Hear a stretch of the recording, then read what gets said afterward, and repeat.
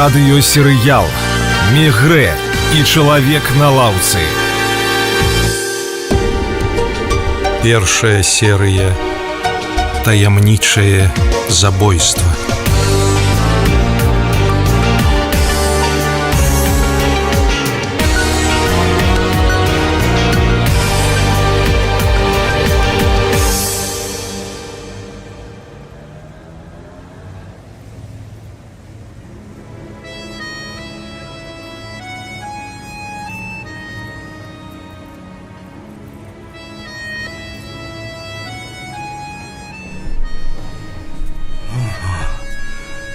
Ось гэты тупічок.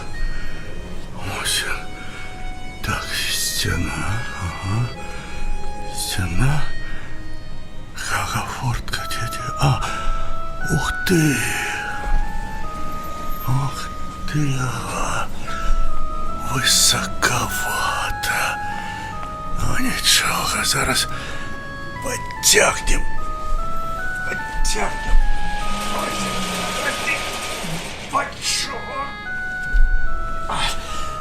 Вот так. Вот так. А что я? Человек не горше за інших. Працаваў усё жыццё, цяпер зрабіўся клашарам. Ну, нічога. Нічога, не першы раз. А што яны пра мяне ведаюць? Мяне ж ранейшага ўжо няма. Цяжычыя. А для Монікі мне нічога не шкада. Антанетта не любіць. А жонка. Што жонка? Абы тихо, ну, в окенца не подведи.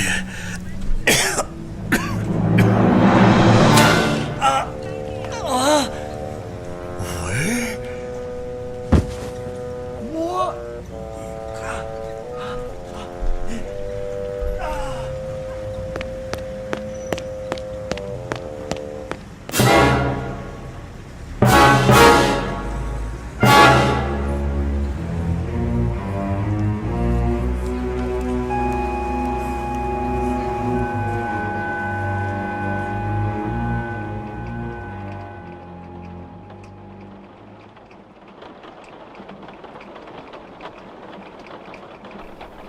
Забойство здарылася ў панядзелак.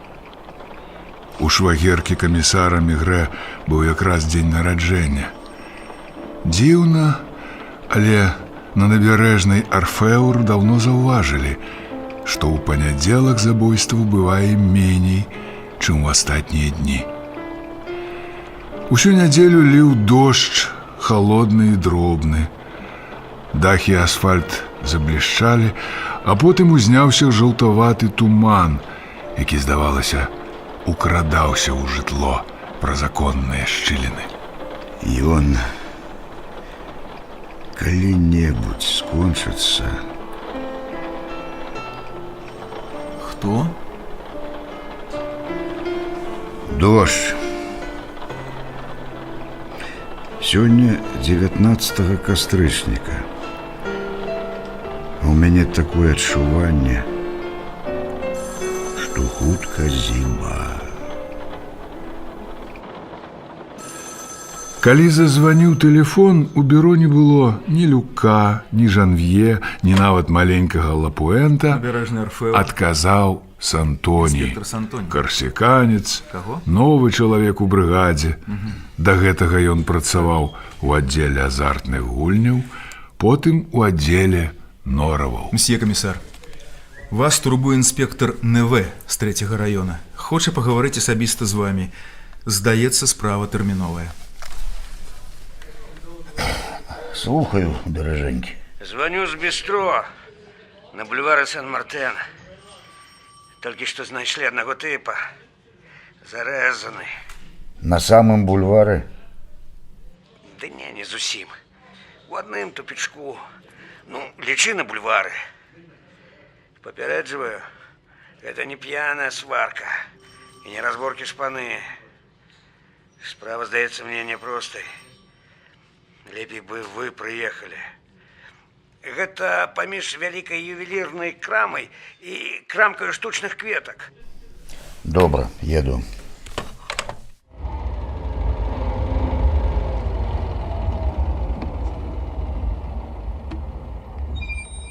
На бульвары Сен-Мартен стаяў натоўп, чалавек 30. Іх стрымлівалі паліцэйскія ў накідках. Инспектор НВ, я попросил доктора почекать вас. Идите за мной. Паміж крамай і крамкаю вузкі тупічок, неасветлены, якіх багата ў гэтым квартале, праход ва ўнутраны двор. НВ праціснуўся наперад, вызваляючы дарогу камісару. Метры за 3-4 ад пачатку праходу іх чакалі ў цемрадзе нейкія людзі. У двух былі ліхтарыкі, але твары можна было разгледзець толькі зблізу. Тут было яшчэ халадней, чым на бульвары. Дзьмуў скразны вецер. Паміж ног круціўся, колькі гонят штурхоўвалі, нейкі сабака. На зямлі, ля сырой сцяны, ляжаў чалавек. Адна ягоная рука была закінута за спіну, а другая, выцягнутая ва ўсю даўжыню, загароджвала амаль увесь праход. Мертвы? Смерть, видать, наступила и мгновенно. Усё роўна, як пацвярджаючы гэтыя словы, святло ліхтара прапаўзло па целе забітага і спынілася на нажы, усаджаным у спіну. Другі ліхтар асвяціў паварот твару, адкрытае вока, шчаку, разадраную аб камяні пры падзенні. Хто яго знайшоў? Я, камісар. Я рабіў абход. Я звычайна зазіраю ва ўсе закуткі, бо ў іх усё і здараецца. І тут я ўбачыў яго. Спярша я падумаў, што ён п'яны. Ён быў ужо мёртвы? Напэўна. Але цела было яшчэ цёплае. Які гэта быў час? Зараз. Гэта было без чвэрці 5. Так, я засвістаў паставому і пабег званіць у аддзяленне. Слухаўку падняў я і адразу ж прыбыў на месца. Загадаў выклікаць доктара. Паліцэйскае аддзяленне было паблізу. Ніхто нічога не чуў? Не ведаю. Што гэта? Дзверы ў кантору ювелірнай крамы. Імі рэдка карыстаюцца. Камісар, прыехалі эксперты. Добра. А што там у канцы двара? Нічога. Сцяна. Ёсць дзверы ў дом па вуліцы Мале, але яны даўно закалочаныя. Я праверыў кішэні і выняў кашалёк. Посвяці. Што, кашалёк як кашалёк. Не новы, але не надта заношаны, з добрай скуры. У сярэдзіне так, 3 паперкі па 1000 франкаў і некалькі па 100. Пасведчанне выдадзеныя на імя Луі Турэ, кладаўшчыка, жыхара Жувезі, вуліца Таполеў 37, картка выбаршчыка з тым самым іменем, шматок паперы, на якім напісаны алоўкам 5-6 слоў і старая фатаграфія маленькай дзяўчынкі. Эксперты асцярожна вынялі нож і паклалі яго ў скрыню. Перавярнулі цела на спіну. На твары ў забітага, чалавека гадоў 50, застыла здзіўленне. Было ў гэтым здзіўленні штосьці дзіцячае. Чалавек, напэўна, так і не зразумеў, што з ім здарылася. Нехта, гледзячы на яго, узнервавана хіхікнуў. Апрануты ён быў прыстойна. Чыстыя, цёмны гарнітур і бэжавае демісезоннае паліто, але вось на нагах былі жоўтыя чаравікі, зусім не па сезоне. Каб не яны, то на вуліцы гэтага чалавека ніхто і не заўважыў бы, такі ён быў неадметны. Мне здаецца, я яго недзе бачыў. Дзе?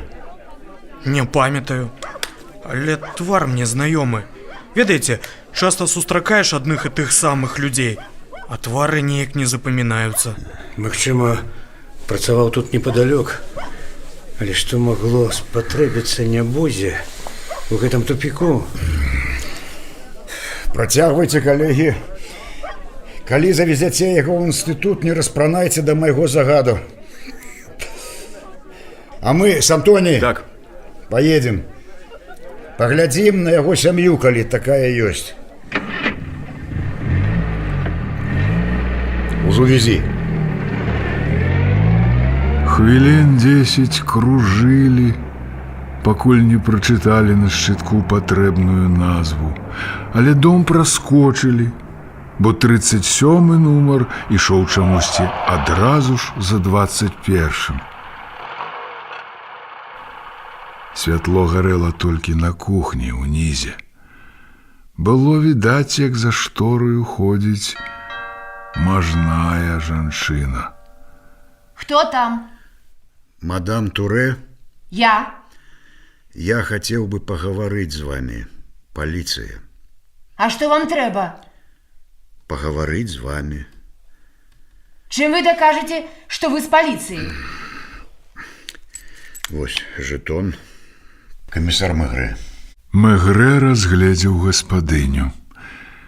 45-50 гадоў, як і мужу, паўнейшая за яго, але не рыхлая, а шырокая ў касцях, імпазантнай не назавеш.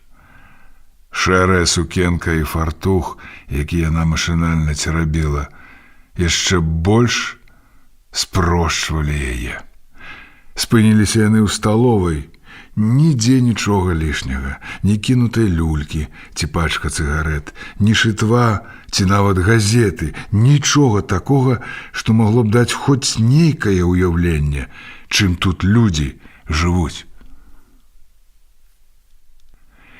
Сесці гаспадыня гасцей не запрасіла, але выразна паглядзела на іхнія ногі, перасцерагаючы ўсім сваім выглядам: не запэцкайце лінолеум. Вашага мужа зваць Луі Туре. Ён працуе ў Парыжы. Памочнікам дырэктара фірмы Каплан і Занен на вуліцы Бонзі. Ён працаваў калі-небудзь на складзе? Працаваў? Некалькі гадоў таму назад. Але ўжо тады ён быў у дырэктара першым памагатым. У вас няма яго фатаграфіі. А нашто яна вам? Мне б хацелася ўпэўніцца. У чым? Луі трапіў у аварыю? Спярша я павінен упэўніцца, ці ён гэта. Гляньце на сервант. Можна? Так. Ён тут маладзейшы. Вы часам не ведаеце, ці ёсць у вашага мужа ворагі? А адкуль яны ў яго могуць быць? Адну хвілінку, выключу на кухні гарэлку. А якой гадзіне ён вяртаецца звычайна дадому? Ён выязджае з рэгіёнскага вакзала ў 6:22. Дачка вяртаецца наступным цягніком, яна пазней заканчвае працаваць. У яе адказная пасада. Я вымушаны папрасіць вас праехаць з намі ў Парыж. Луі памёр? Скажыце мне праўду. Яго забілі у тупіку ля бульвара Сен-Мартен. Што яму там спатрэбілася? Калі гэта здарылася? Мы мяркуем, недзе пасля паловы 5. А палове 5 ён быў яшчэ ў капланаў. Вы з імі гаварылі? Не паспелі. Да мы не ведаем яшчэ, дзе ён працуе. А хто ж яго забіў? Ён быў адзін? Ці не лепей вам апрануцца і паехаць разам з намі. Цяпер ён у інстытуце судова-медыцынскай экспертызы. Это морг? На жаль. Як мне папярэдзіць дачку? Можете пакінуць цыдулку. Не. Мы лепей заедзем да маёй сястры, і я перадам ёй ключ. Яна прыйдзе сюды і дачакаецца Монікі. Дачку вам таксама трэба ўбачыць? Дзе ёй лепш сустрэцца з намі? У маім бюро на набярэжнай Арфеур. Гэта будзе найбольш аператыўна. Колькі ёй гадоў? 22. А вы не маглі б папярэдзіць яе па тэлефоне? Па-першае, у нас няма тэлефона, а па-другое, яна ўжо пайшла з працы і едзе на вакзал. Пачакайце мяне, я зараз.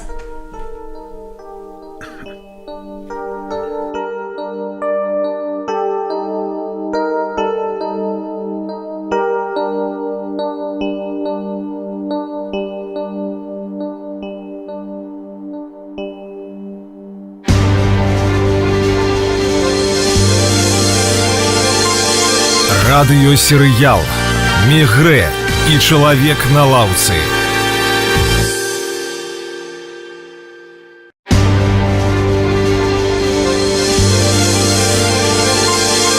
Радыёсерыял «Мегрэ» і «Чалавек на лаўцы». Другая серыя «Жоўтыя чаравікі».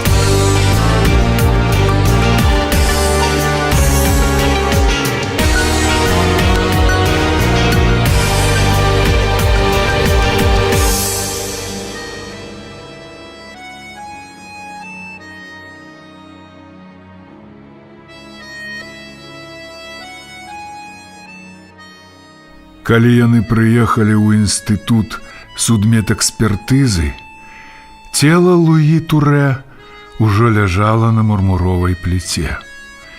Нябожчыка згодна з загадам Мегрэ яшчэ не распраналі, камісар сам адкінуў з твару забітага прасціну. Вы яго пазнаеце?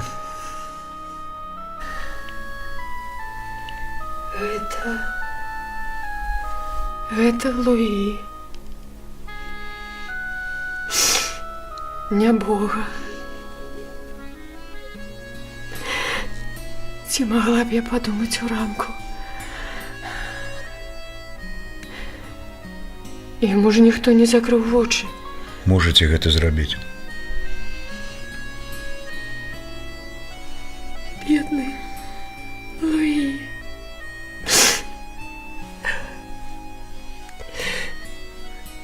Што гэта? Хто надзеў яму гэтыя чаравікі? Яны былі на ім, калі яго знайшлі. Не можа быць. Луі ніколі не насіў жоўтых чаравікаў. Прынамсі, за ўсе 26 гадоў, што мы разам жылі. І ён ведаў, я такога колеру не дапусціла б. Вы ўсё-такі падумайце, ці былі ў яго такія адзежы і абутак? А можа, гэта не ён? А хто ж? Але чаравікі не ягоныя. Я чышчу іх кожны дзень. Сёння ўранку на ім былі чорныя чаравікі на двайной падэшве. Ён надзяваў іх на працу. Паліто ягонае? Ягонае. А гарнітур? Таксама. А гальштук не. Ён ніколі не надзеў бы такога яркага гальштука. Гэта ж амаль чырвоны. Які лад жыцця быў у вашага мужа? Самы мерны. Уранку ён ад'язджаў на працу, сядаў у аўтобус, ехаў да вакзала на цягніку у 8:17. На Ліёнскім вакзале ён спускаўся ў метро і выходзіў на станцыі Сен-Мартен. Супрацоўнік інстытута зрабіў Мегрэ знак, і камісар, зразумеўшы яго, падвёў сясцёр да другога стала, на якім былі раскладзены рэчы, знойдзеныя ў кішэнях у забітага. На стале ляжалі срэбраны гадзіннік з ланцужком, насоўка без меткі, пачаты пачак цыгарэт, запальнічка, ключ і побач з кашальком 2 сінія білеты. Спадзяюся, вы пазнаеце вось гэтыя рэчы.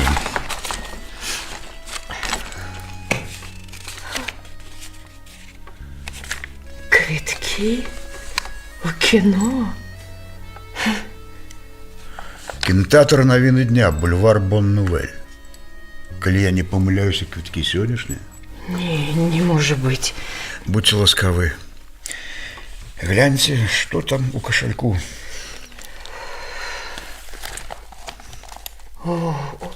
Ой, не было столькі грошай уранку. Я ж кожную раніцу правяраю. Ён ніколі не бярэ з сабой больш як 1200-1300. Можа, ён сёння атрымаў грошы? Ды не. Цяпер жа канец месяца. Не. Напэўна, кашалёк вам яшчэ патрэбны. Так, пакуль што патрэбны.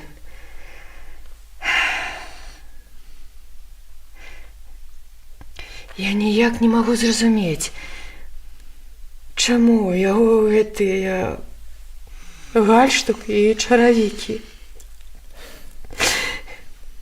І чаму, калі ўсё гэта здарылася, ён не быў у сябе ў краме?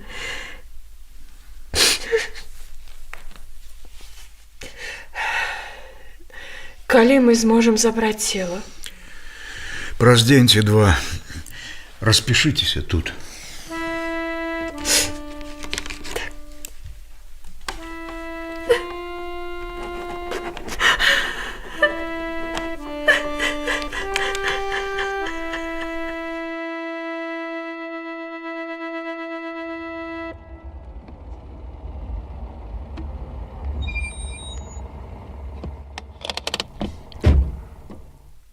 Туман зноў змяніўся дажджом, і пыльныя прыступкі лесвіцы стракацелі мокрымі слядамі. Большасць пакояў ужо апусцела, але ў некаторых яшчэ гарэла святло. У чакальні сядзела дзяўчына у блакітным капялюшыку. Твар з-за слабага святла разгледзець было цяжка. Мадемуазель Моника? Я. Ходимте, коли ласка, в мой кабинет. Сядайте в кресло. Дядька усё мне сказал.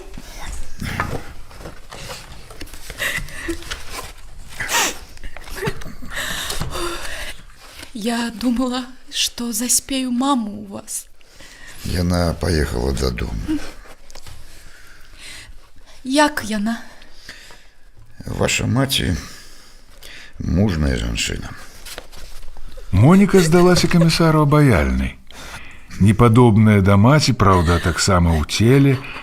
На ёй быў вельмі элегантны гарнітур, што здзівіла Мегрэ. Пакупка відавочна была зроблена ў дарагой краме. Каму ж спатрэбілася ягонае жыццё? Мадемуазель Моника, вы добра ведалі бацьку? Ну і атома. Вы, пэўна, ведалі яго так, як дзеці ведаюць сваіх бацькоў.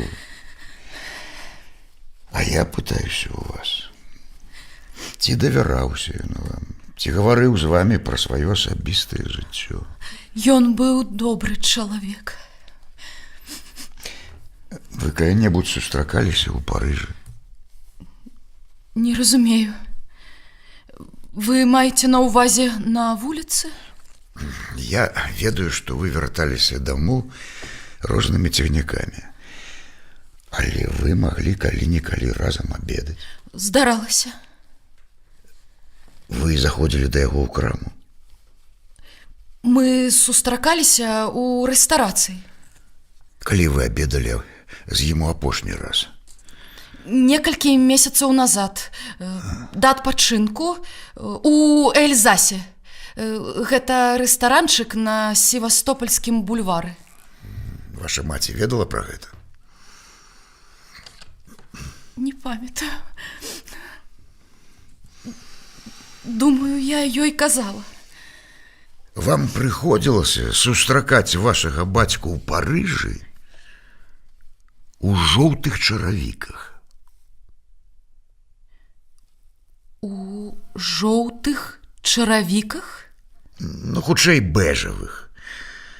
У мой час, даруйце за выраз, такі колер называлі дзіцячым паносам. Нешта не памятаю. А чырвонага гальштука на ім не заўважылі? Не. Вы даўно хадзілі ў кіно? Учора пасля абеду. У Парыжы? У Жувезі.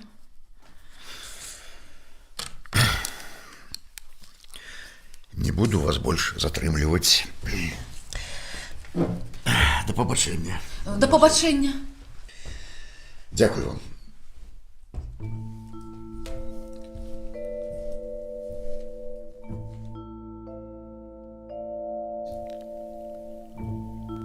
Раніца была шэрая і халодная, але не такая сырая, як напярэдадні. Магрэ выйшаў з дому о палове 9 і за чвэрць гадзіны, не спяшаючы, дайшоў да вуліцы Бондзі, недзе тут, у фірме «Каплан і Занен», і працаваў Луі Турэ ўсё сваё жыццё, у тым ліку, мабыць, і ў дзень сваёй гібелі. Пошукі патрэбнага нумара прывялі Магрэ да старой, занядбанай будыніны.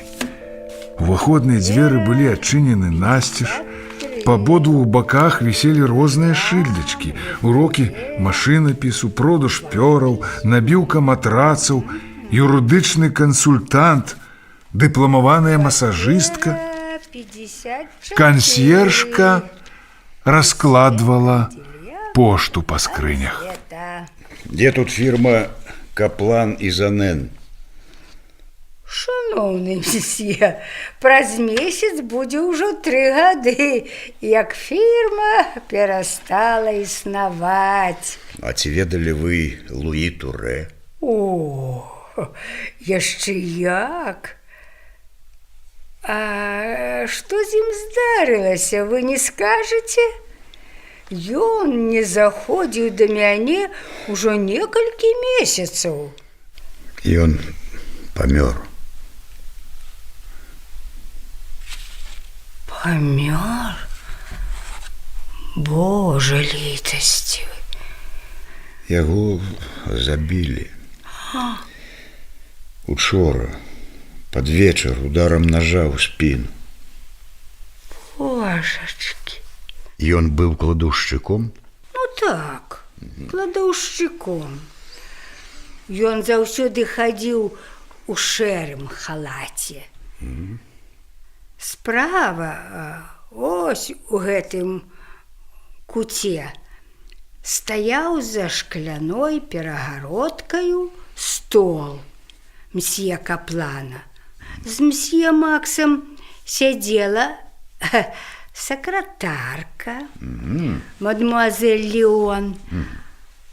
А бухгалтер быў там, ой, на першым паверсе. Ніхто тады не думаў, што ўсяму гэтаму хутка настане канец. А вы не ведаеце, чым ён займаўся потым? Не, ён ніколі мне пра гэта не казаў. Відаць, цяжка яму бывала. Доўгі час ён зусім не заходзіў. А аднойчы ўранку я ішла па бульвары, раптам бачу яго на лаўцы. На лаўцы? Ага, мяне ажно скаланула. Не такому ж чалавеку, як мсье Луі, сядзець на лаўцы ў гэткую пару. Ой, я ўжо хацела падысці да яго, але падумала, што яму будзе няёмка, і прайшла міма. У самы разгар лета я зноў сустрэла яго. І найбольш мяне здзівіла тое, што на ім былі чаравікі колеру дзіцячага паносу. Так гэта ж не ў яго звычцы, разумееце? Я заўсёды бачыла на ім толькі чорныя чаравікі. А вы ведаеце, дзе цяпер сакратарка мадмуазель Леон? А як жа? У мяне ёсць яе адрас. Яна жыве са сваёй маці. У яе цяпер свая крамка на вуліцы Кліньянкур на Манмартры. Яна, мабыць, зможа расказаць вам больш за мяне. Месье Луі заходзіў і да яе. Неяк мы загаварылі з ім пра яе, і ён сказаў, што яна прадае розныя рэчы для немаўлят. Ой, слухайце, ну смешна ж. Смешна, што яна, старая дзеўка, такое прадае. Ой, у вас ёсць якая-небудзь здагадка наконт забойцы? Кашалёк у яго ўкралі? Не. І гадзіннік не ўзялі. Ну, тады яго, мабыць, пераблыталі з кімсьці іншым.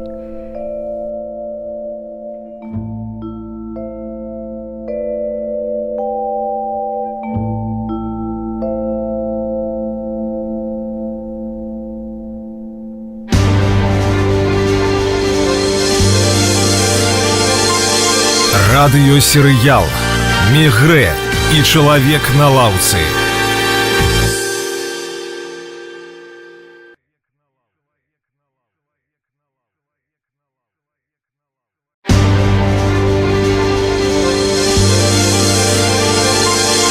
Радыёсерыял «Мегрэ» и «Человек на лаўцы». Третья серия. Фірма, якой не было.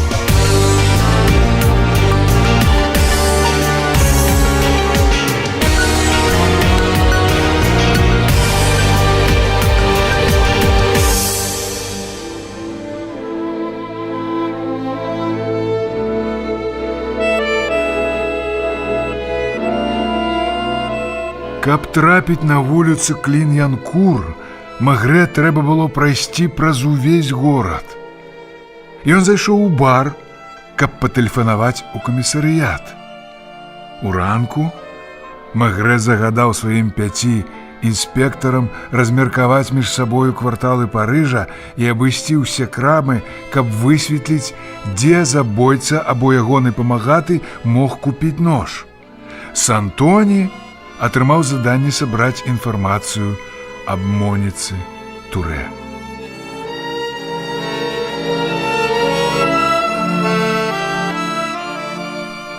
Раён быў ціхі, небагаты. Крама мадам Леон пад шыльдаю «Усё для самых маленькіх» ледзь віднелася, заціснутая паміж мясной крамаю і шынком для шафёраў. Увайшоўшы ў краму, Мегрэ адразу ж сумеўся.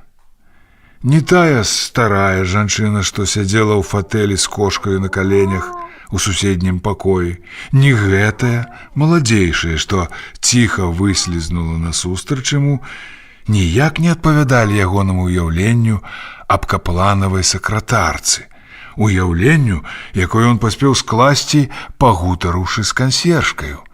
Яна дужа нагадвала манашку, вельмі ўжо строгая, як на любы погляд. Чорная сукенка, твар і рукі здаваліся зусім бясколернымі, абяскроўленымі. Праўда, на тонкіх вуснах віднелася нешта накшталт слабенькай усмешкі, якая хоць трохі ажыўляла невыразны твар. Што месье трэба? Камісар Мегрэ, крымінальны вышук. Учора забілі аднаго з вашых былых саслужыўцаў, Луі Турэ. Даруйце, што я так знянацку. Каб знайсці злачынцу, нам трэба сабраць як мага больш звестак аб забітым. Разумею. Мадемуазель Леон, я толькі што быў у кансьержкі на вуліцы Бунзі. Яна, канечне, не магла паверыць. Не магла. Відаць, што яна яго любіла. Яго ўсе любілі. Які ён быў добры. Вы яго часта бачылі? Ён прыходзіў да мяне. Не часта, вядома. Я жыву далёка ад цэнтра, а ён чалавек заняты. Вы ведаеце, чым ён займаўся апошнім часам? Я ў яго пра гэта ніколі не пыталася. Па-мойму, ён жыў не бедна. Думаю, месье Луі меў уласную справу. Ён мог з'явіцца да мяне ў любы час дня. А ён не расказваў пра людзей, з якімі кантактаваў? Пераважна ўспаміналі наша жыццё капланаў, месье Макса. А жонку яго вы бачылі? Учора ўвечары. І што яна вам сказала? Яна не разумее, чаму ў яго ў момант смерці былі на нагах жоўтыя чаравікі. Яна лічыць, што іх надзеў забойца. Ён іх надзяваў, калі працаваў у каплана? Не, толькі пазней. Прайшло досыць шмат часу, як я першы раз яго ў іх убачыла. А колькі прыблізна не скажаце? Прыблізна год. Што вы тады падумалі? Што ён змяніўся. Ва всякім разе ён быў ужо не такі, як раней. Жартаваў інакш, нават рагатаў. У ягоным жыцці з'явілася штосьці новае. Жанчына? Магчыма. А за вамі ён ніколі... Ніколі, клянуся. Я ўпэўнена, што яму гэта нават у галаву не прыйшло. Мадемуазель Леон, закрыццё фірмы капланаў для вас усіх было цяжкім ударам? Вельмі цяжкім. А для месье Турэ асабліва. Ён быў больш за ўсіх прывязаны да гэтага дома. Там яму ўсё было роднае. Ён жа, зразумейце, пачаў працаваць там кур'ерам з 14 гадоў. Адкуль ён прыехаў? З Бельвіля. Ён расказваў мне, калі памёр яго бацька, маці пераехала ў Парыж. Гэта яна прывяла яго да старога каплана. Самі разумееце, як цяжка знайсці працу, калі табе ўжо за 40 і няма спецыяльнасці. Мне самой прыйшлося шукаць працу? Толькі некалькі тыдняў. А месье Луі як? Ён шукаў нашмат больш. Вы гэта дакладна ведаеце? Дакладна. Ён заходзіў да вас тады? Заходзіў. Вы яму чым-небудзь дапамаглі? Чаму вы ў мяне пытаецеся пра гэта? Таму што пакуль я не буду ведаць, які гэта быў чалавек у апошнія гады, у мяне няма аніякага шансу натрапіць на след забойцы. Я раскажу вам усё, але прашу вас, каб усё засталося паміж намі. Галоўнае, каб пра гэта не даведалася жонка. Вы яе ведаеце? Ён расказваў мне пра яе. Яе швагры ўсе добра ўладкаваны, у кожнага свой дом. Гэта яна прымусіла яго купіць дом і пасяліцца ў Жувезі побач з яе сёстрамі. Ён баяўся сваёй жонкі. Проста ён нікому не мог зрабіць балюча. Калі за некалькі тыдняў да Новага года мы засталіся без працы, ён не захацеў псаваць сваім родным настрой пад канец года. І нічога ім не сказаў, каб яны па-ранейшаму думалі, што ён у каплана. Ён спадзяваўся знайсці працу праз некалькі дзён, потым праз некалькі тыдняў. Але ж гэты дом... Ён купіў яго ў крэдыт і павінен быў плаціць за яго штогод. Самі разумееце, у якое становішча трапіў бы ён, калі б не заплаціў тады. У каго ён пазычыў? У мяне і месье Сампрона. Гэта наш бухгалтар. Ён ужо не працуе. Жыве адзін на набярэжнай Межасыры. Ён ледзьве зводзіць канцы з канцамі. Чаму мсье Луі не звярнуўся да мсье Каплана? Той нічога не даў бы. Такі ўжо ў яго характар. Дарэчы, у дзень закрыцця фірмы ён выдаў кожнаму канверт з 3-месячнай зарплатай. Дык мсье Луі пабаяўся з-за жонкі пакінуць гэтыя грошы пры сабе. Яна правярала яго кашалёк? Напэўна. Я захоўвала яго грошы ў сябе. 3 месяцы забіраў іх у мяне па частцы, ўсё роўна як зарплату. Калі гэтыя грошы кончыліся, тады і пазычыў у мяне. Але ён мне ўсё аддаў. Калі? Месяцаў праз 8-9. Вы доўга яго не бачылі пасля таго, як ён узяў у вас грошы? З лютага па жнівень. Вы тады не хваляваліся? Я ведала, што ён прыйдзе. Нават калі не зможа іх аддаць. Ён быў ужо ў жоўтых чаравіках? Угу. Потым ён зрэдку заходзіў да мяне і кожны раз прыносіў які-небудзь падарунак. Цукеркі маме. А не казаў, у якім квартале працуе? З усіх вуліц ён згадываў толькі адну – Бондзі. Ён туды часта заходзіў.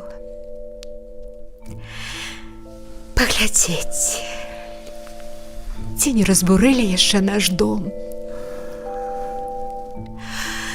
Дом стаяў, як і раней, і месье Луі ўсё шкадаваў. Мы маглі б яшчэ дагэтуль працаваць там. Не хачу вас болей затрымліваць. Дзякую.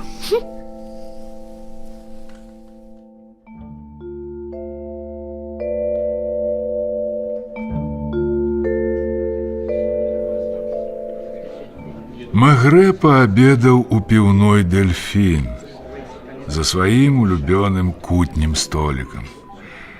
У яго не было ніякай тэрміновай справы, ён мог бы паесці дома, але хацелася пабыць аднаму. Як заўсёды ў гэты час тут пацягвалі аператыў інспектары з набярэжнай Арфеур. Яны скосу пазіралі на камісара, а ён глядзеў праз акно на сену. Інспектары моўчкі пераглянуліся. Яны былі з іншага аддзела, але добра ведалі камісара. Калі паходка ў Мегрэ рабілася цяжкая, позірк туманны, а выгляд пануры, усе разумелі, што ён разгадвае нейкую галаваломку. Спачатку ён патэлефанаваў Максу Каплану, але яму адказалі, што той паехаў у Антіп на сваю прыморскую вілу і калі вернецца у Парыж, невядома. Тады Мегрэ і накіраваўся да Сэмброна, на набярэжную Межысэры.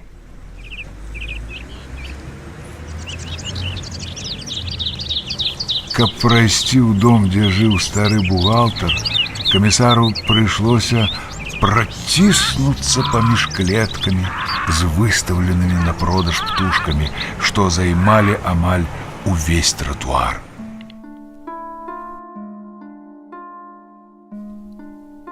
Дом быў стары і брудны. На апошнім 7-м паверсе слаба свяціла лямпачка. Побач з адзінымі на пляцоўцы дзвярыма вісеў шнур. Мегрэ пацягнуў за яго, і з кватэры пачулася слабае дзіньканне званочка, потым крокі. Дзверы адчыніліся, і камісар убачыў амаль прывідны твар. Верагодна, худы і бледны, зарослы белым шчаціннем, вочы ў старога слязіліся. Месье Сэмброн? Ён самы. Будьте ласкавы, заходзьце. Выбачайце, у мяне бронхит. Камісар Мегрэ, крымінальны вышук. Я ведаў, што вы прыйдзеце да мяне. Ну, вы ці хто-небудзь з вашых інспектараў. Пасярод стала, накрытага стракатым абрусам, які цяпер можна было купіць хіба што ў барахольшчыка, ляжала газета, разгорнутая на той самай старонцы, дзе было кароткае паведамленне пра смерць Турэ. Побач з газетаю стаялі талерка, шклянка з вадою, трохі падфарбаванай віном, ляжаў невялікі кавалак хлеба. Вы, здаецца, збіраліся абедаць. Нічога, я не спяшаюся. Сядайце, месье камісар. Толькі лепш распраніцеся. З-за свайго бронхіту, ён у мяне застарэлы. Я мушу залішне палезць грубку. З-за прыступаў кашлю, ды і з-за таго нават, што стары еў сваё яйка неверагодна марудна, размова з ім доўжылася сама меней паўгадзіны. Але пра што новае даведаўся ўрэшце Мегрэ. Стары паўтарыў усё тое, што сказалі ўжо кансьержка і мадмуазель Леон. А калі вы яго бачылі апошні раз? Тыдні 3 назад. На лаўцы на бульвары Бон-Нувель. Я прасеў побач. Ён хацеў пачаставаць мяне шкляначкай у суседняй кавярні. Але я адмовіўся. Памятаю, быў сонечны дзень.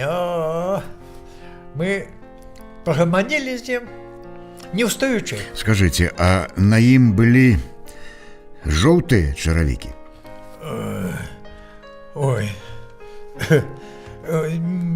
Не звярнуў увагі. Ён не казаў вам, чым займаецца? Не. Як вы развіталіся? Ну, мне здалося, што Нехта ходзіць вакол лаўкі і робіць месье Турэ нейкія знакі. Так. Мужчына. Мужчына сярэдніх гадоў, такія звычайна сядзяць на бульварах на лаўках. Нарэшце ён падсеў да нас, але не загаварыў. Ну, тады я пайшоў. Калі я азірнуўся, яны гаварылі. Па-сяброўску? Ну, ва ўсякім разе мне здалося, яны не спрачаліся. Дзякуй, месье Сэмброн. Калі ласка. Да пабачэння. Да пабачэння, да пабачэння.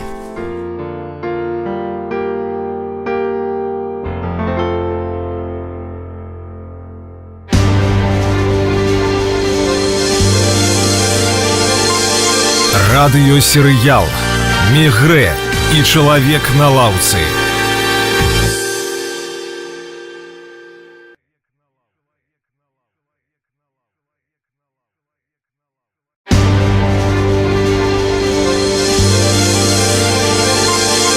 Радыёсерыял «Мегрэ» и «Человек на лаўцы».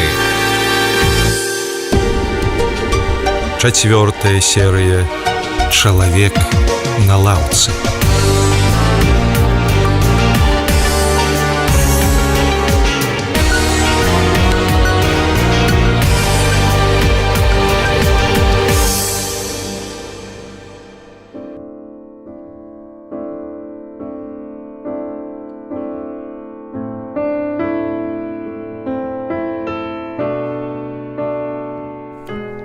Можно, шеф? Уваходь, Антон. Сядай. Что до Монікі Турэ?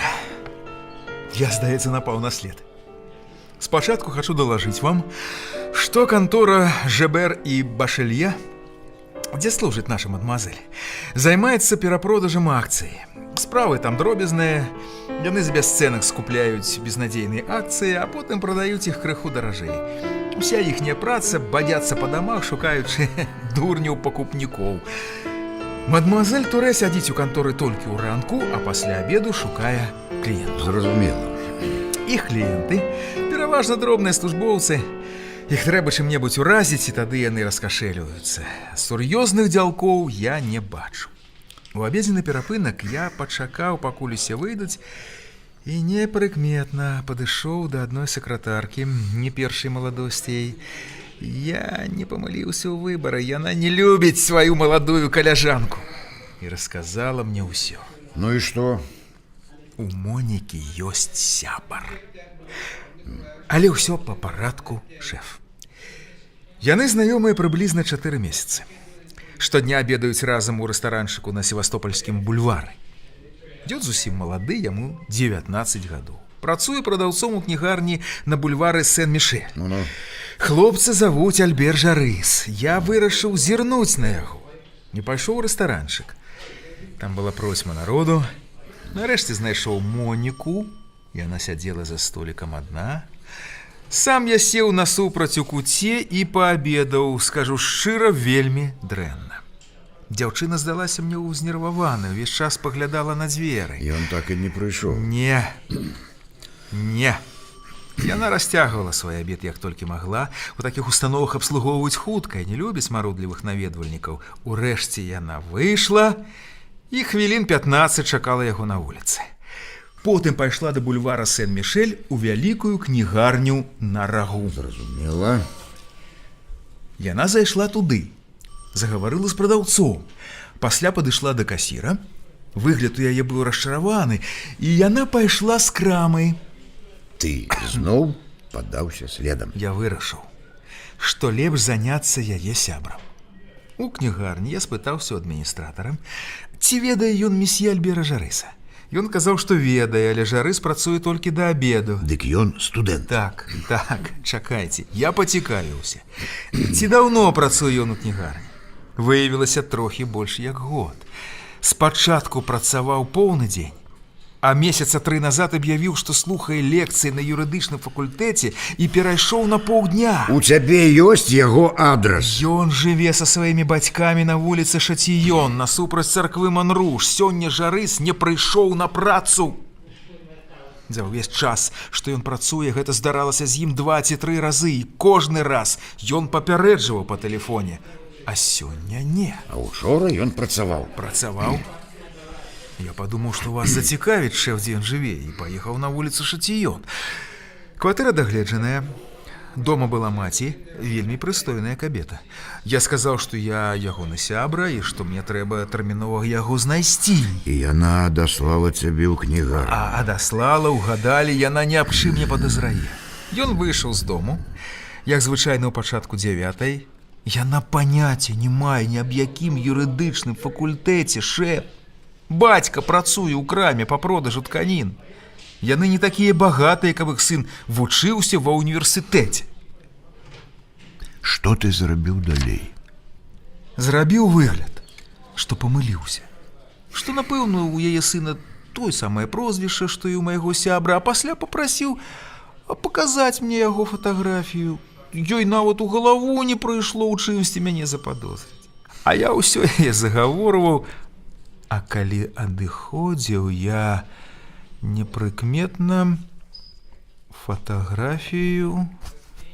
Мегрэ маўчаў, не выяўляючы аніякага захаплення. А дзе ж яна? Па ўсім адчувалася, што Сантоній у камісаравай брыгадзе пачатковец. Усё, што ён расказваў, нават тон, усё гэта супярэчыла стылю Мегрэ. Камісар адразу зразумеў, што Сантоні украў фатаграфію. Вось яна фатаграфія. Знайшоў, шэф. Завалілася за падкладку. Мяркуючы па здымку, Жарыс быў яшчэ зусім маладзён, худы, нервовы, валасы доўгія, як у дзяўчыны. Напэўна, падабаецца жанчынам і ведае пра гэта. Гэта ўсё? Не думайце, шэф, што я ўпусціў дзяўчыну. Я ведаю, дзе яе знайсці. А палове 6-й сама позна, без чвэрці 6, яна вяртаецца ў кантору і здае выручаныя грошы і акцыі. Мне туды ісці? Правер. Ці вернецца яна на працу, і ці паедзе на вакзал. Так. Калі ён зазвычай вяртаецца дамоў? У 7 гадзін. У 7 гадзін на вячэру ён заўсёды прыходзіць у гэты час дамоў, нават калі пасля куды-небудзь сыходзіць. Зазірні туды а палове 8 і папытайся ў кансьержкі, ці вяртаўся ён. Фатаграфію пакінь мне. Правер спісы мебліраваных пакояў. Магчыма, які-небудзь запісаны на імя Луі Турэ. Думаеце, ён здымаў пакой у Парыжы? А дзе ж ты думаеш, ён пакідаў свае жоўтыя чаравікі і чырвоны гальштук перад тым, як вярнуцца дамоў? А сапраўды. Вы застаецеся тут, шэф? Не ведаю. Але ты сувязь з аддзяленнем падтрымлівай.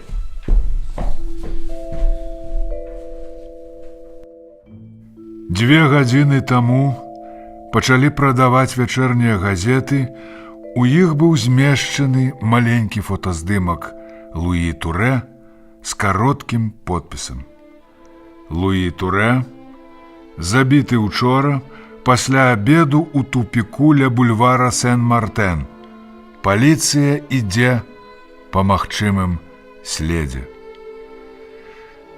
Па магчымым следзе. Гэта была няпраўда.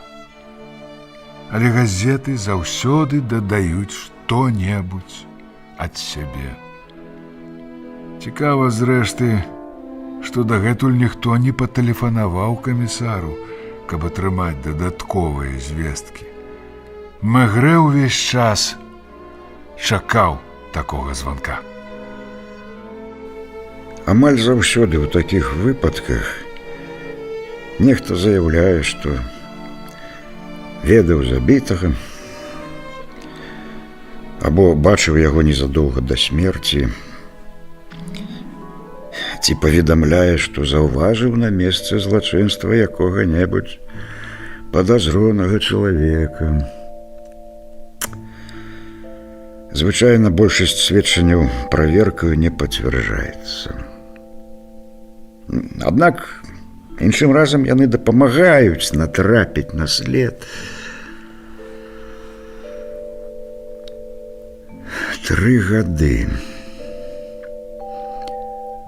Луі Турэ ад'язджаў з Жувезі адным і тым самым цягніком і вяртаўся дадому ў адзін і той самы час. 3 гады ён нязменна браў з сабою свой загорнуты ў кавалачак цыраты абед, як рабіў гэта ўсё сваё жыццё. Але куды ж ён дзяваўся? Прыехаўшы на Ліёнскі вакзал, вось у чым тайна. Першыя месяцы ён хутчэй за ўсё шукаў новае месца.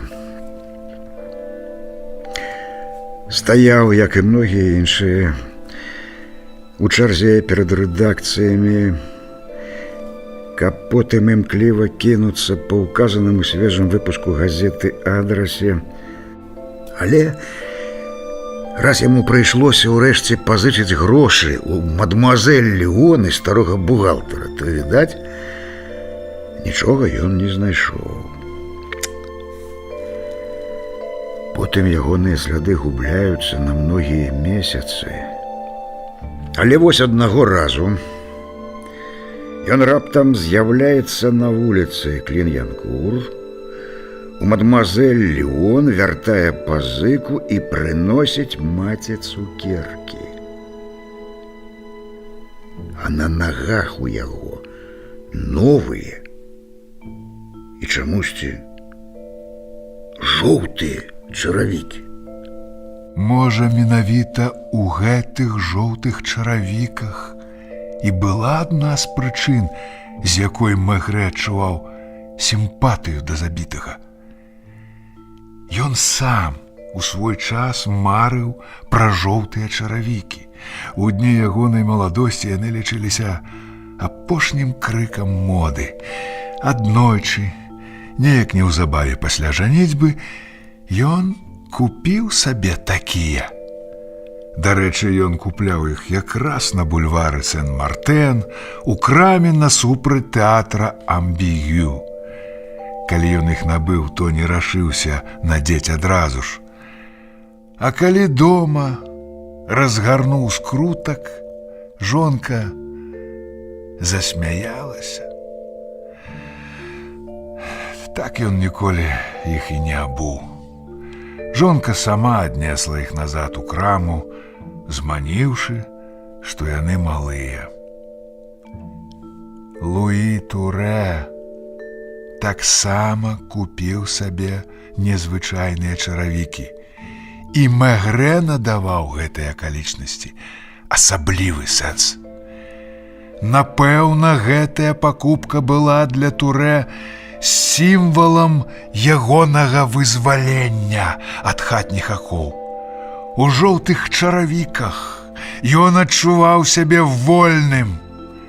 Пакуль ён у іх, пакуль не абувае зноў чорных, ніхто, ні жонка, ні дачка, ні радня не мае над ім ніякае улады.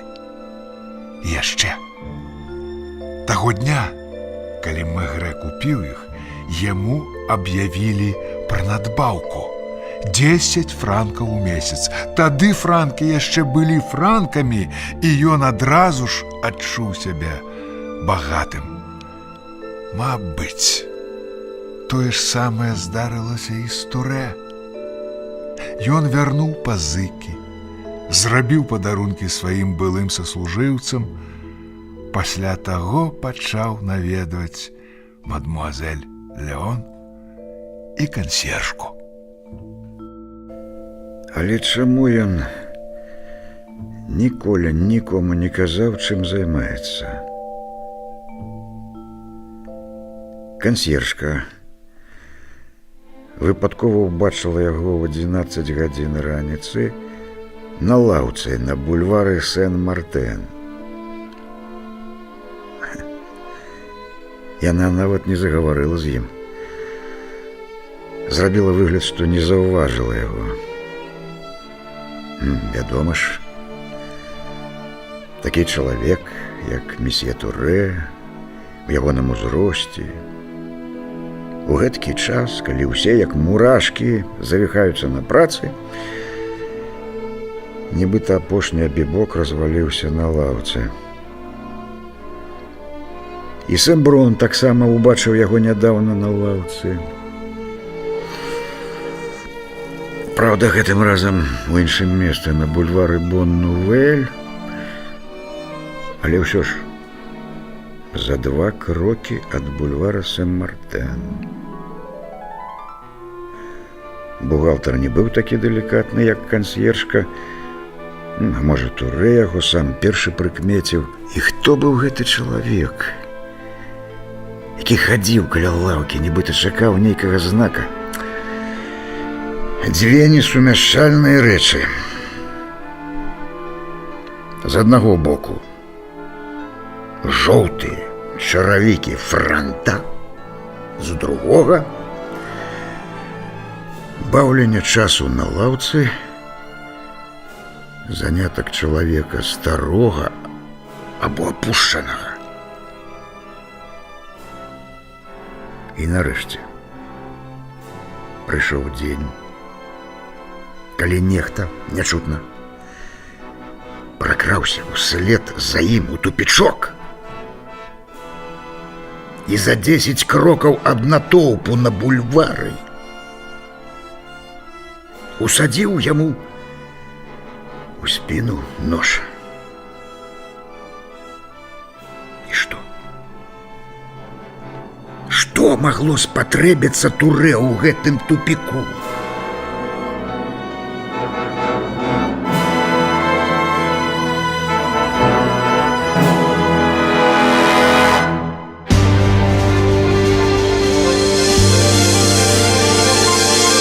Радыёсерыял «Мегрэ і чалавек на лаўцы».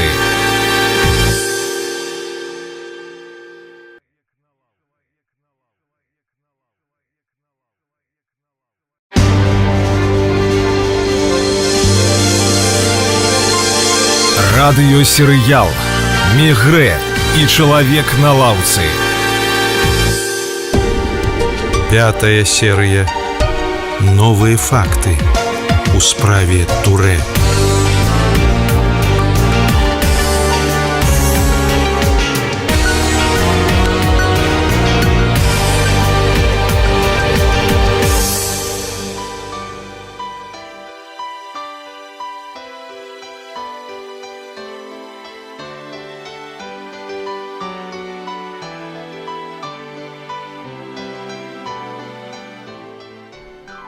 За окном темнело. Прыйшлося запаліць лямпу. Мегрэ устаў і зняў паліто з вешалкі. Выходзячы, ён сказаў інспектарам з суседняга пакоя, што будзе праз гадзіну-дзве. Мегрэ не паехаў на службовай машыне, а сеў у канцы вуліцы на аўтобус і, даехаўшы за некалькі хвілін да Севастопольскага бульвара, сышоў. На вуліцах было людна. Яшчэ зусім нядаўна у гэты час хадзіў па іх і Луі Турэ, не ведаючы, магчыма, чым заняцца, перш чым змяніць свае жоўтыя чаравікі на чорныя і адправіцца на Ліёнскі вакзал. На другім баку бульвара Бон-Нувэль Мегрэ прыкмеціў лаўку. Напэўна, гэтая. На лаўцы ніхто не сядзеў. На рагу Сен-Мартен чакалі кліентаў прастытуткі, іншыя сядзелі ў маленькім бары, мужчыны побач гулялі ў карты, і тут камісар убачыў інспектара Неве і зрабіў яму знак. О, Неве, як жыццё, даражэнькі. Прыйшлі зірнуць? Итак, на хвилину. А я ўжо з 8 раніцы апытаў ужо чалавек 500. Даведаўся, дзе ён абедаў. Вон там. Я так и думал. Чаму? Турэ быў чалавек з вышкі. Наўрад ці ён стаў бы кожнага дня хадзіць у іншае месца. Там дагэтуль ляжыць ягоная сурвэтка з нумарам. І што табе там расказалі? Ён заўсёды сядаў за адзін і той самы столік у глыбіні залы непадалёк ад стойкі. Яго зазвычай абслугоўвала адна афіцыянтка, здравенная такая кабыла, рыжая. Ведаеце, як яна яго называла? Мой дружок. Яна сама мне пра гэта сказала. Так і пыталася ў яго: ну што, мой дружок, будзем сёння есці? Сцвярджае, што яму гэта падабалася. Яна часта загаворвала з ім, але ён ніколі да яе не заляцаўся. Яна не раз бачыла яго на бульвары, на лаўцы, і кожны раз ён вітаў яе рукой. І заўсёды гэта было каля 3 гадзін дня, у час яе перапынку. Аднойчы яна сказала яму: здаецца, мой дружок, вы працаю не струджаны. А ён адказаў, што працуе уначы. Яна поверыла? Дык яна, здаецца, малілася на яго. А газеты яна чытае? Я ёй сказаў, што яго забілі. Паверыць не магла. А ведаеце, рэстаран хоць і сціплы, але не дужа танны. А Турэ кожны раз заказваў паўбутэлькі марачнага віна. Ці ёсць яшчэ ў квартале людзі, якія б ведалі яго? Чалавек 10. Адна прастытутка сустракала яго амаль штодня. Першы раз яна паспрабавала завесці яго да сябе, але ён пачціва адмовіўся. А потым, калі яна бачыла яго, то крычала: дык што, сёння? Гэта ўвайшло ў іхнюю звычку і вельмі іх весяліла. Калі яна знікала з кліентам, ён падміргаваў ёй. І ён ні разу не быў ні ў адной? Не. А з якой-небудзь іншай жанчыны яго бачылі? Яны не. Але адзін з прадаўцоў ювелірнай крамы бачыў. Той самай крамы, каля якой яго забілі? Ага, той самай. Я там усім паказваў яго фатаграфію, і адзін яго прызнаў. Ды гэта ж той, што купіў у нас пярсцёнак на тым тыдні. А жанчына была маладая? Не надта. Прадавец не звярнуў на яе асаблівай увагі. Вырашыў, што гэта муж з жонкаю.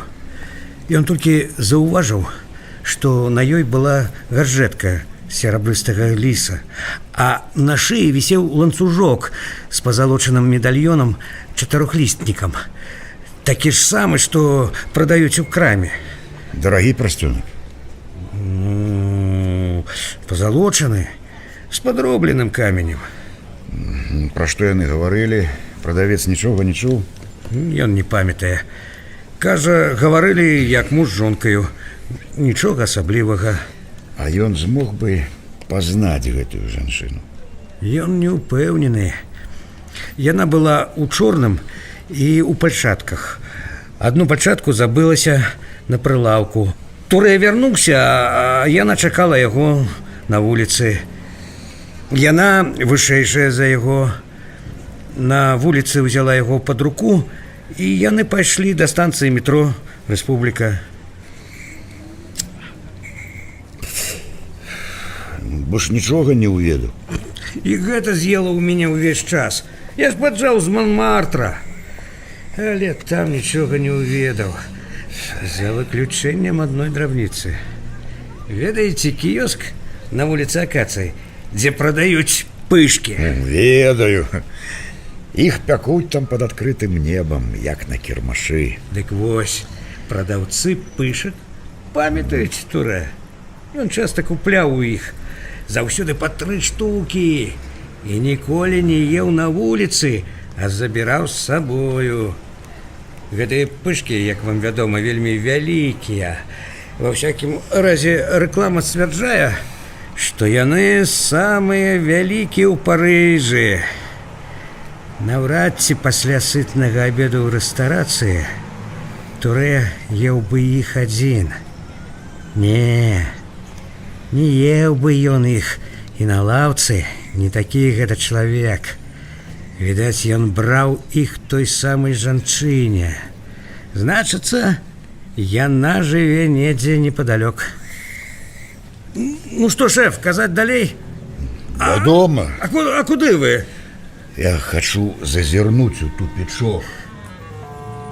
Тупічок быў зусім побач, і Магрэ вырашыў яшчэ раз агледзець месца злачынства. Час цяпер быў такі самы, туману сёння не было, але цемра такая ж непраглядная. Толькі б знайсці тую жанчыну. На тваім месцы я меней бы займаўся крамамі, а болей людзьмі на лаўках. Пасядзі, пазнаёмся з заўсёднікамі. Добра, шэф.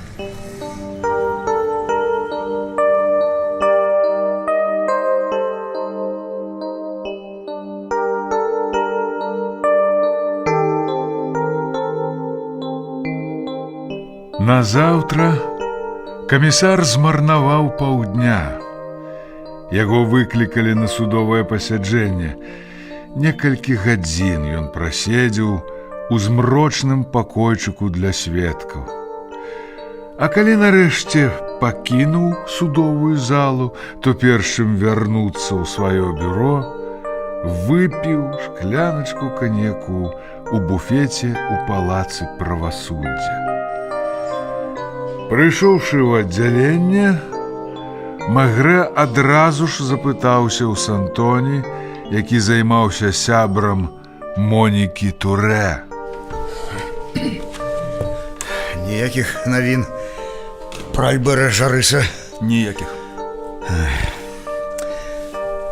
Неве не званіў? Паўгадзіны назад. Сказаў, што пазвоніць у 6. Лапуэнт нічога не знайшоў? Не. Маленькі Лапуэнт абегаў усе мэбляваныя пакоі раёна, каб даведацца, ці не здымаў адзін з іх Турэ. Павінен жа ён быў недзе пераабувацца. Цяпер у кожнага быў свой участак працы. Разважыўшы, Жарыса перадалі Люка, а за Сантоні засталася адна Моніка Турэ. Што калі Жарыс стане шукаць яе? Ці захоча што-небудзь паведаміць ёй пра сябе? Тым часам прыходзілася разглядаць розныя службовыя паперы, адказваць на непатрэбныя тэлефонныя званкі. Усё ж такі дзіўна. Ніхто так і не пазваніў камісару у сувязі з забойствам. Алло, Магрэ слухае. Інспектор Неве, я знайшоў на лаўках 3 чалавек, якія памятаюць Турэ. Усе паўтараюць адно і тое ж. Турэ быў заўсёды ветлівы, ахвотна загавораў з імі. Адна старая кажа, што зазвычай ён ішоў адсюль да метро «Рэспубліка». Яна яго бачыла з кім-небудзь? Яна? Не. Але адзін бадзяга сказаў, што аднаго разу Турэ некага чакаў. А калі той чалавек падышоў, яны разам пайшлі адсюль. Але ён так і не змог апісаць гэтага чалавека. Сказаў адно, што гэта тып, якіх багата. Дзякуй, даражэнькі.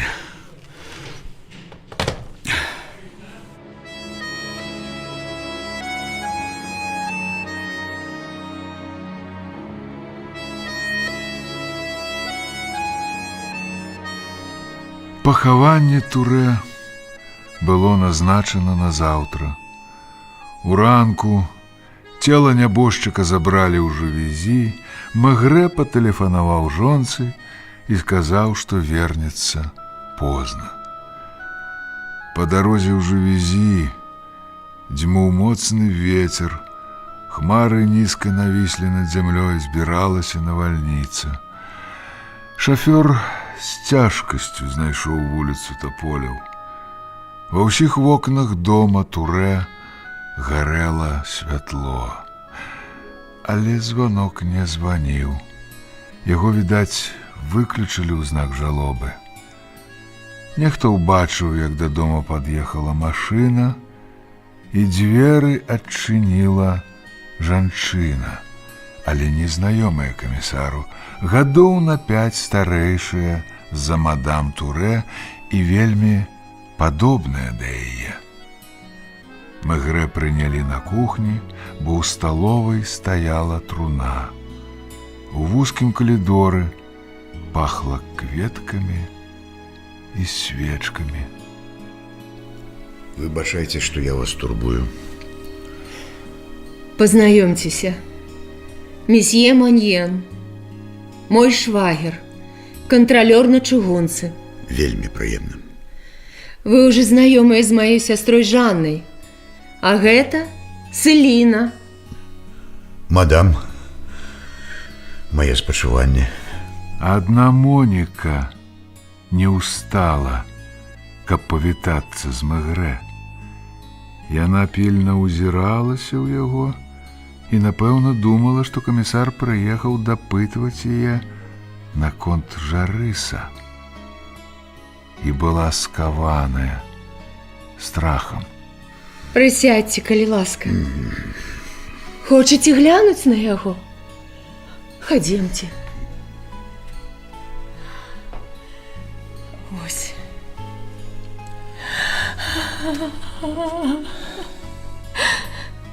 Нібыта спіць.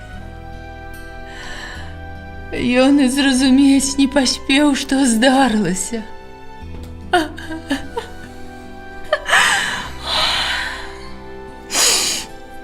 Як ён любіў жыццё.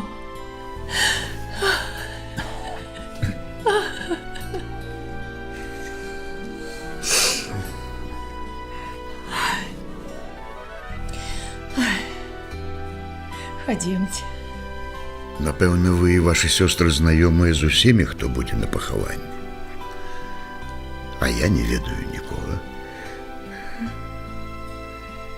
Я попросіў бы вас паказаць мне на пахаванні незнаёмых людзей, калі такія будуць. Вы думаеце, прыйдзе забойца? Не абавязкова, але мой абавязак нічога не ўпускаць. Вы маеце на ўвазе якую-небудзь жанчыну? Я нічога не маю на ўвазе. Я шукаю забойцу. Калі заўтра на пахаванні вы зробіце мне знак, я зразумею. Добра. Добра.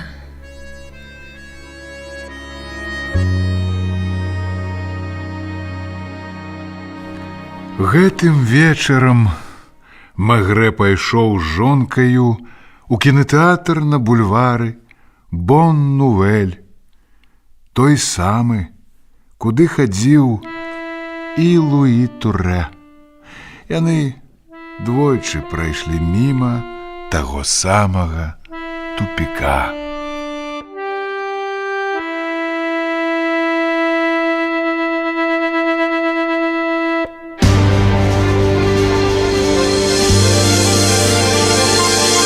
Радыёсерыял «Мегрэ і чалавек на лаўцы».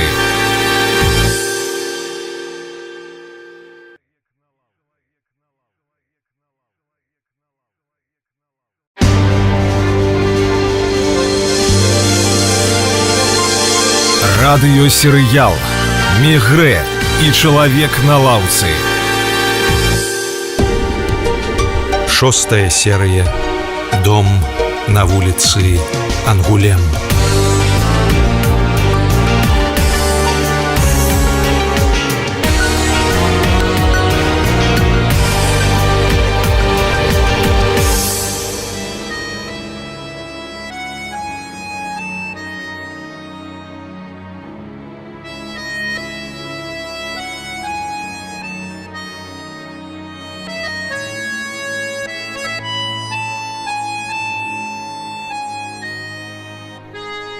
Уранку на горад абрынулася залева. Ліло, як з вядра. Вецер вырываў з рук прахожых парасоны. У 10 камісар і Неве былі ўжо перад домам Турэ. У знак жалобы з абодвух бакоў дзвярэй былі нацягнуты чорныя палотнішчы з серабрыстымі махрамі. Ля ганка на незаасфальтаваным тратуары стаялі людзі пад парасонамі. Усяго іх было чалавек 50. Многія заходзілі ў дом. Віднеліся людзі і ў суседніх дварах. Спачатку прыбыў катафалк, потым таропка прайшлі святар і хлопчык, які нёс крыж. Нішто не спыняла парываў ветру, мокрая адзежа прыставала да цела. Труна адразу ж намокла. Жанчына, якой Турэ падараваў пярсцёнак, напэўна, не прыйшла. І з прысутных мужчын нікога нельга было уявіць заўсёднікам лавак на бульварах. І ўсё ж Мегрэ застаўся на пахаванні да канца. Камісар двойчы сустрэў позірк Монікі і кожны раз адчуваў, як яна сціскаецца ад страху. На могілках было па калена гразі. Магілу выкапалі на новым участку, куды яшчэ не праклалі дарожкі. Калі мадам Турэ сустракалася позіркам з камісарам, яна кожны раз уважліва аглядвала прысутных, паказваючы, што памятае аб ягонай просьбе.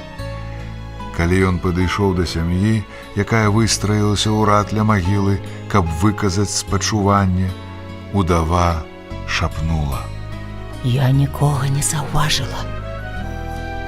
Дождж пазмываў пудру з твараў жанчын, ва ўсіх пачырванелі насы. Мегрэ і Неве пачакалі яшчэ хвілінку на могілках і прайшлі ў кафэ насупраць. Камісар заказаў 2 грогі. А праз некалькі хвілін тут была ўжо добрая палова працэсіі. Каб сагрэцца, людзі пераступалі з нагі на нагу.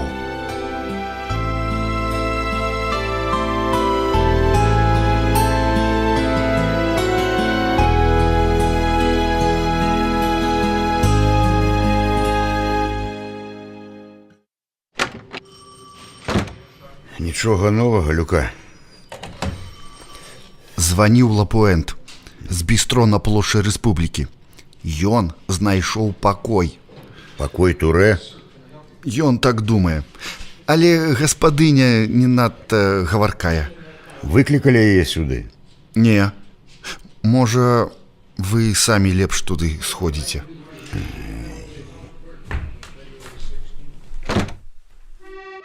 Калі Мегрэ ўвайшоў у бістро, ён адразу ж знайшоў Лапуэнта. Той сядзеў ля каміна 1 грох і піў каву. Дзе гэты пакой? За 2 крокі адсюль. Знайшоў зусім выпадкова. Дом у спісах не азначыцца. На вуліцы Ангулем я ўбачыў аб'яву. Здаецца, пакой. 3-павярховы дом, без кансьержкі. Я пазваніў, папрасіў паказаць пакой. Гаспадыня у гадах. Колісь, мусіць, была прыгажуня, але цяпер сівая, аблезлая, тоўстая. Выйшла да мяне ў халаце. Перш чым упусціць мяне, запыталася, ці здымаю я пакой сабе асабіста і ці адзін буду жыць. Пакуль яна са мной перагаворвалася, на другім паверсе прыадчыніліся дзверы, і я заўважыў вельмі прывабную дзяўчыну.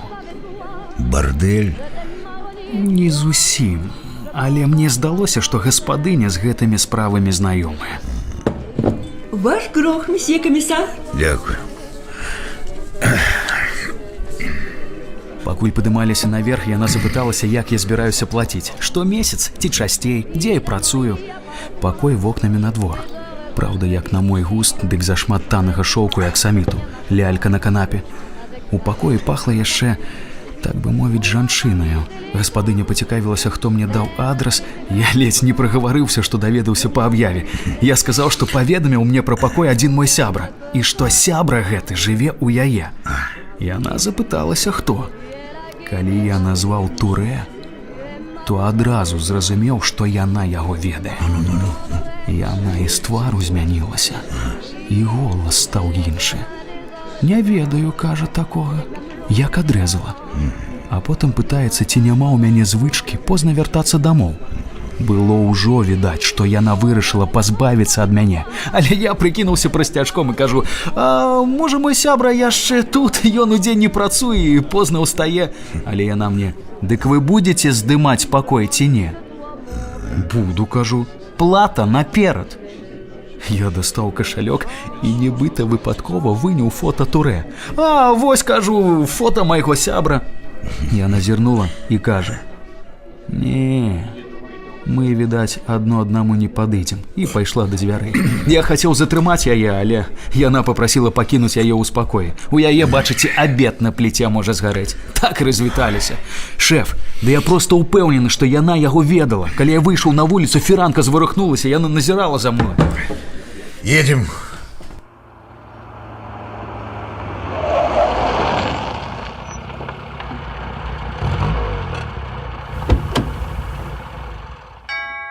Кто там? Мадам Жибон, полиция. Ага, гэта ваш молокосос. Вітаю, мадам. Думаю, нам будзе зручней перагаварыць у доме. Ага. А я і не збіраюся трымаць вас на ганку.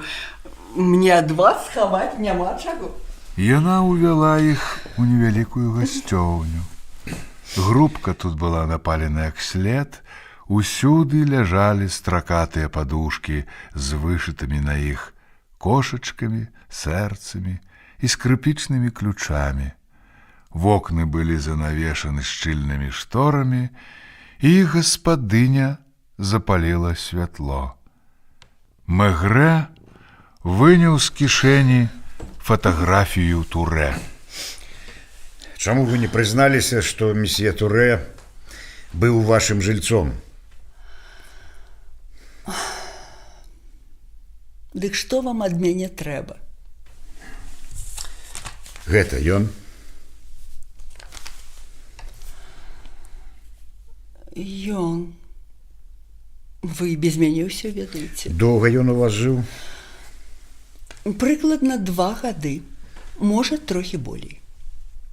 Што вы ведаеце пра месье Турэ? Ціхі, сціплы чалавек, нікому не замінаў, працаваў уначы. Ведаеце, дзе? Я яго ні аб чым не распытвала.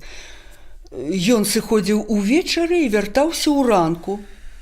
Спаў вельмі мала.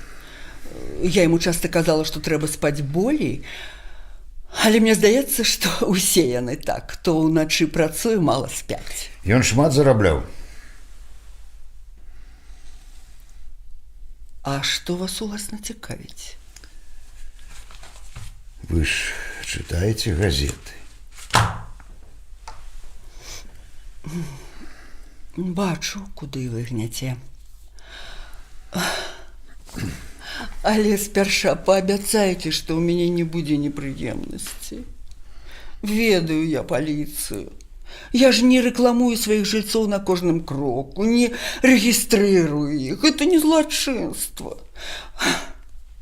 Але калі вы пачняце выкручваць мне нервы... А, дарэчы, у якім вучыне? Камісар Мегрэ. Ого! Зразумела. Гэта сур'ёзней, чым я думала. Мяне турбуюць вашы калегі з нораваў. Ну, добра. Ведаю я, што яго забілі, але больш нічога. Як ён назваўся вам? Проста мсье Луі. Да яго прыходзіла жанчына чарнявая, сярэдніх гадоў. Прыходзіла прыгожая, гадоў 40, умее себя трымаць. Часто прыходзіла? На тыдзень 3 ці 4 разы. А прозвішча яе вы ведаеце? Я называла яе мадам Антуанет. Вы, я бачу, прывыклі называць людзей па імені. Я не цікаўная. Яна, калі прыходзіла, то на гадзіну-2. Вы яе адрас ведаеце? Ніколі не пыталася. Іншыя вашы жыльцы жанчыны? Мсье Луі быў адзіны мужчына. Ён з імі меў зносіны? Любоўны? Такіх не было. Мне здаецца, ён да гэтага не быў ахвотнік. Можа, калі б захацеў. Яны, бывала, заходзілі да яго папрасіць запалак, цыгарэт ці газету, гаманілі пра сёе-тое. Часам ён нават гуляў у карты з Люсіль. Яна наверсе? Не, бадзяецца недзе дні ўжо 2. З ёй гэта здараецца. Мабыць, знайшла сабе некага. Але памятайце, што вы мне абяцалі. Каб ні ў мяне, ні ў маіх жыльцоў не было ніякіх непрыемнасцей. А апрача гэтай кабеты ніхто да яго не прыходзіў? Нядаўна нехта пра яго пытаўся разы са 2. Маладзіца? Так. Але яна не стала падымацца наверх, папрасіла перадаць, што чакае ўнізе. Як яна назвалася? Монікай. Яна засталася ў калідоры, нават у гасцёўню не прайшла. Першы раз пра нешта з ёю пашаптаўся, і яна пайшла. А другім разам і трэцім выйшаў з ёю. Спытаўся толькі, ці спадабалася яна мне. І што вы адказалі? Сказала, што цікавая, як зазвычай у яе ўзросце, але што праз некалькі гадоў гэта будзе сапраўдная кабыла. А хто яшчэ прыходзіў? А вы не хочаце сесці? Не, дзякую. Чакайце, дайце ўспомніць. Прыходзіў адзін... Прабачце. Прыходзіў адзін чалавек, малады, не назваўся. Я перадала мсье Луі, што яго чакаюць унізе. Мсье Луі, здалося, расхваляваўся, папрасіў мяне правесці госця наверх. Гэты маладзён прабыў у яго хвілін 10. Даўно гэта было? У сярэдзіне жніўня, памятаю, была спякота і процьма мух. А потым яны разам прыходзілі. Усе роўна як на вуліцы сустрэліся. Разам падняліся наверх, але хлопец хутка выйшаў. Усё? Мне здаецца, я і так нагаварыла пад самую завязку. Думаю, вам таксама цікава падняцца наверх. Мсье Луі займаў пакой насупраць таго, які я паказвала вашаму малакасосу. Вокны выходзяць на вуліцу. Правядзіце нас, калі ласка. Идёмте за мной.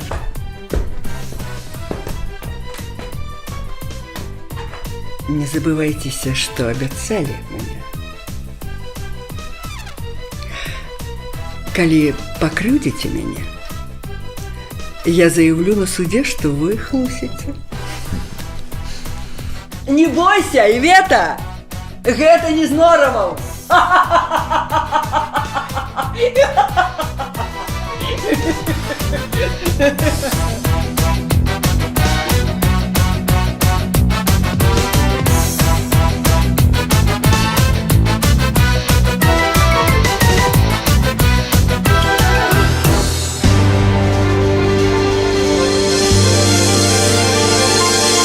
Радыёсерыял «Мегрэ и человек на лаўцы».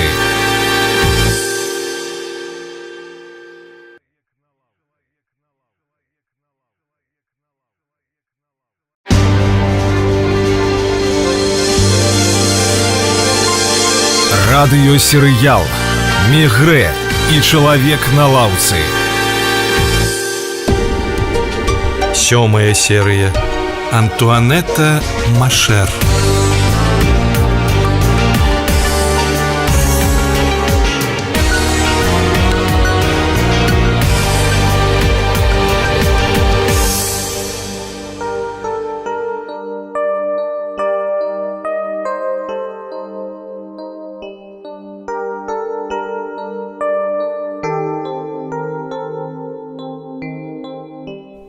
Велізарная шафа з люстрам займала амаль увесь пакой. Гэтай масіўнай мэблі з арэхавага дрэва было, напэўна, гадоў 50 сама меней. Яе куплялі не іначай, як на аўкцыёне. На стале, накрытым цыратаю, стаяла клетка з канарэйкаю. Можа, падумаў камісар, Турэ купіў яе на набярэжнай Межысыры, калі наведваў старога бухгалтара. Это ягоная канарэйка. Ягоная. Ён прынёс яе з год назад. Але яго падманулі. Падсунулі замест самца самку. Яна не спявае. А хто тут прыбіраў? Мсье Луи сам прыбіраў. Заправляў ложак, выціраў пыл. Раз на тыдзень дзеля яго я мыла тут падлогу. Камісар адчуваў, што для Турэ гэты пакой быў прытулкам душы. Усё, што ён прыносіў сюды, мела не простае пабытовае прызначэнне. Яно падбіралася з асабістым, нават патаемным густам. У шафе не было гарнітура, але затое ў ім стаялі 3 пары жоўтых чаравікаў. На століку ляжаў трохі экстравагантны, як для Турэ, капялюш, амаль новы, відаць, набыты ім з пратэсту. І, мабыць, з таго ж пратэсту куплены былі стракаты халат і чырвоныя пантофлі. А месье Турэ не ходил на скачки? Не думаю. Про гэта ён мне нічога не казаў. А ён часто з вами говорил? Ён быў веселый чалавек. Жыццю ён радаваўся. Усё ў пакоі было на сваім месцы. Нідзе ні пылінкі. У адной шафе Мегрэ знайшоў пачатую бутэльку партвейну і 2 келіхі. На вешалцы вісеў плашч. Натуральна. Не мог жа Турэ вяртацца ў жывізі мокры, калі ўдзень ішоў дождж. Было нямала кніг. Яны стаялі ў рад на куфры. Танныя выданні, раманы Плашча і шпагі, 2-3 дэтэктывы. Відаць, дэтэктывы яму не спадабаліся, і ён перастаў іх чытаць. Крэсла стаяла ля акна, побач маленькі столік. На ім фатаграфія жанчыны гадоў 40 з цёмнымі валасамі у чорным. Напэўна, гэта быў здымак тае жанчыны, пра якую казаў прадавец з ювелірнай крамы. На ім яна такая ж мажная. Такіх кабет у пэўным асяроддзі лічаць прыгожымі. Это яна прыходзіла? Яна. У шуфлядзе стала камісар знайшоў яшчэ некалькі здымкаў. На адным з іх Турэ быў у сваім экстравагантным капелюшы. Ніякіх іншых асабістых рэчаў, апрача 2 пар шкарпэтак і некалькіх гальштукаў, у пакоі не было. Ні кашуль, ні трусоў, ні папер, ні лістоў, нічога. Мегрэ прыставіў крэсла да шафы і зусім як у дзяцінстве, калі шукаў схаваныя ад яго бацькамі рэчы, стаў на яго, каб зазірнуць на самы верх шафы.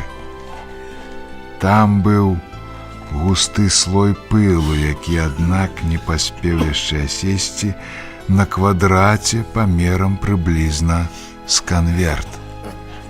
Відаць, на гэтым месцы зусім нядаўна нешта ляжала. Але камісар нічога не сказаў гаспадыні, якая уважліва назірала за ім. Мегрэ выняў з рамкі фатаграфію жанчыны і паклаў яе ў кішэню. Потым напаіў канарэйку, пахадзіў яшчэ трохі па пакоі. У вас есть телефон? Так.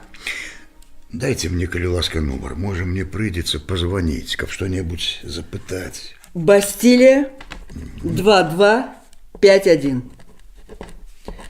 Ваше имя? Мариетта. Мариетта Жибон.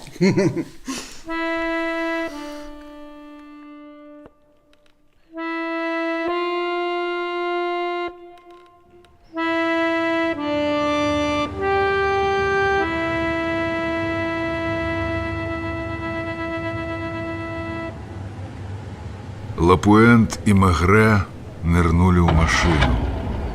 Дождж усё ліў і ліў. Камісар загадаў Лапуэнту звязацца з Люка і пачаць праслухоўваць тэлефон Бастилия 2251.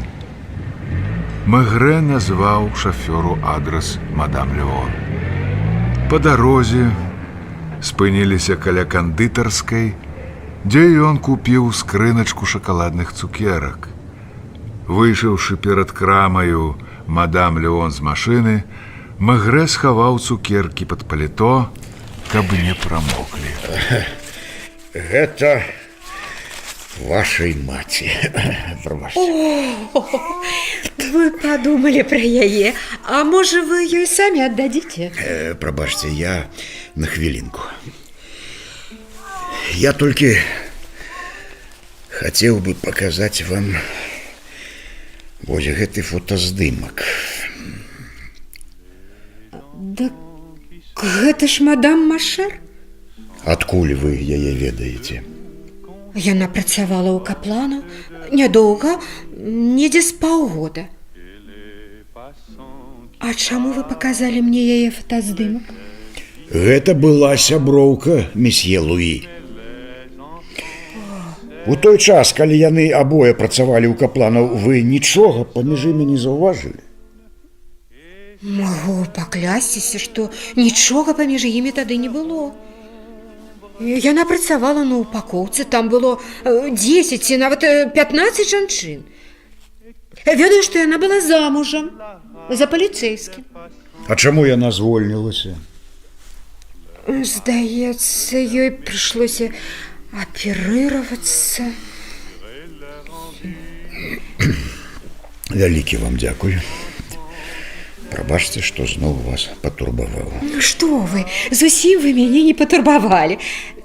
Скажыце толькі, калі ласка, месье Луі, ён што, сапраўды меў нешта з гэтай жанчынай? Я ўпэўнена, што паміж імі нічога не было. Яны проста сябравалі. А імя, калі я не памыляюся, Антуанетта. Раз яна была жонкаю паліцэйскага, адрас мы знойдзем. Вы сказалі яе прозвішча Машер. Так. Дзякую, мадмуазель Леон. Да пабачэння. Да пабачэння. Гэта быў ужо нейкі поспех. Такі чалавек, як Турэ, не стаў бы заводзіць знаёмства з выпадковай жанчынаю. Мегрэ спінаю адчуваў, што мадам Леон разгублена глядзела яму ўслед. У муніцыпальнай паліцыі Мегрэ адразу ж накіраваўся ў аддзел кадраў. Праз некалькі хвілін яму паведамілі, што паліцэйскі па прозвішчы Машер сапраўды служыў тут сяржантам, але яго забілі 2 гады назад у вулічнай бойцы. Пражываў у той час на вуліцы Дамініль, удава атрымлівае пенсію, дзяцей няма. Мегрэ вырашыў паабедаць пазней. Ён выпіў у бары шклянку аперытыву і зноў сеў у машыну, каб ехаць на вуліцу Дамініль. Ехаць прыйшлося доўга. Будынак быў бедны, стары. Ліфт падымаўся рыўкамі. Здавалася, зараз спыніцца між паверхамі. Вельмі чысты дыванчык перад дзвярыма, зіхоткая медная ручка. Мегрэ позвонил. Комиссар Мегрэ. Комиссар Мегрэ? Праходзьце, калі ласка. Было відаць, што прыход такога госця ўсхваляваў жанчыну. Яна была такая, якой і уяўляў яе сабе Мегрэ. Высокая, мажная, спакойная. Акуратна прычасаныя валасы, строгая сукенка, усе гузікі зашпіленыя. Паркет ззяў, абсталюнак прыкладна такі ж, што і ў доме Турэ, амаль такія ж забаўкі на палічках. Фатаграфія паліцэйскага, да рамкі прымацаваны медаль. Мадам Машер, вы были близкими сябрамі, ці ж не так? Ён быў вельмі добры да мяне. Магчыма, кахаў мяне. Ён жа ніколі не быў шчаслівы ў сям'і. Ваше знаёмства пачалося з таго часу, як вы працавалі ў каплану. Мы сустрэліся зноў пасля закрыцця фірмы. Месяцаў праз 8-9 пасля смерці мужа. Выпадкова. Мне прыйшлося шукаць працу. Вы ж разумееце, на пенсію ўдавы не пражывеш. Суседка пазнаёміла мяне з дырэктарам кінатэатра, і я уладкавалася білецёркаю. У кінатэатры мы з месье Луі і сустрэліся. Неяк на ранішнім сеансе. Ён прыйшоў на фільм «Вакол свету за 80 дзён». Так, я яго пазнала, калі паказвала, дзе сесці. Ён таксама пазнаў мяне.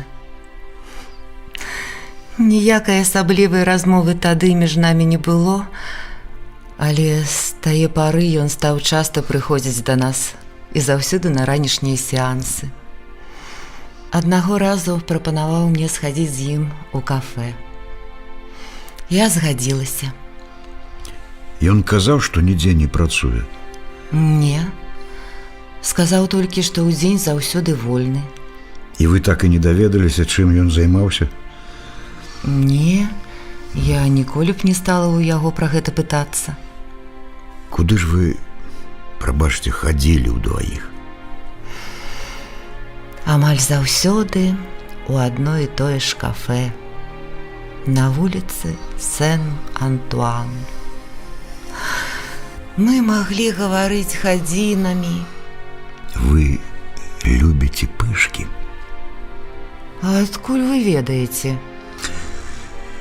Я ведаю, што месье Луі купляў іх вам на вуліцы Акацый. Гэта было пазней, калі... Калі вы сталі хадзіць да яго ў пакой. Ён хацеў, каб я бывала там. Ён называў гэты пакой сваім закуткам. Вельмі ганарыўся ім. Ён купляў вам каштоўнасці? Пярсцёнак. Зусім нядаўна. Глядзіце, вось. Ён быў такі добры, такі чулы. Яму была патрэбна падтрымка. Я ведаю, што вы думаеце пра мяне, але перш за ўсё я была яму сябрам, адзіным сябрам. Вы бачылі яго ў панядзелак. Мы прабылі разам прыкладна гадзіну. Ён прыйшоў своечасова? Ён ніколі не спазняўся. У той дзень было холадна, а ў мяне крыху балела горла, і мы вырашылі пайсці ў кіно. На бульвары Бон-Нувель. Вы, я бачу, многае ведаеце. Калі вы развіталіся? Развіталіся каля 4. За паўгадзіны да смерці. Ён павінен быў з кем-небудзь сустрэцца? Ён мне нічога не сказаў. Ці думаў ён развесціся, каб пажаніцца з вамі? Ён дужа баяўся жонкі. А дачкі? Яе ён вельмі любіў. Дзеля яе, што хочаце, зрабіў бы. Але мне здаецца, яна ў чымсьці расчаравала яго. Ён часта быў сумны пасля сустрэч з ёю. А вы як-небудзь сустракалі яго выпадкова? Напрыклад, калі ён сядзеў на лаўцы. На лаўцы?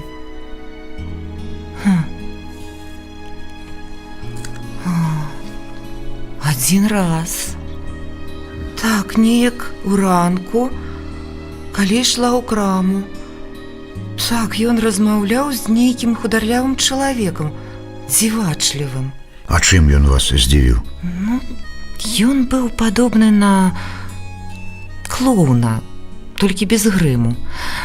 Праўда, я разгледзець яго не магла, але ўсё ж заўважыла, чаравікі на ім былі стаптаныя і штаны абтрапаныя. Вы спыталіся потым у месье Луі, што гэта быў за чалавек? Канешне, але ён адказаў, што на лаўках якіх толькі тыпаў не сустрэнеш, і што яму цікава пагаманіць з незвычайнымі людзьмі.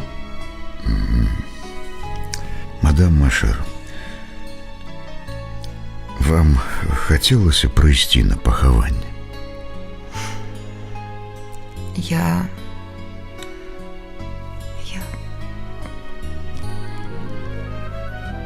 пабаялася.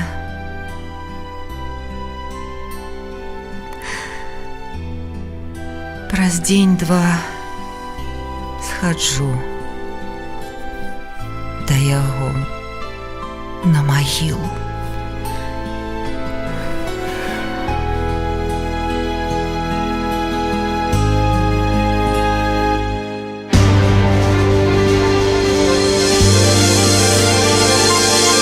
Радыёсерыял «Мегрэ» і «Чалавек на лаўцы».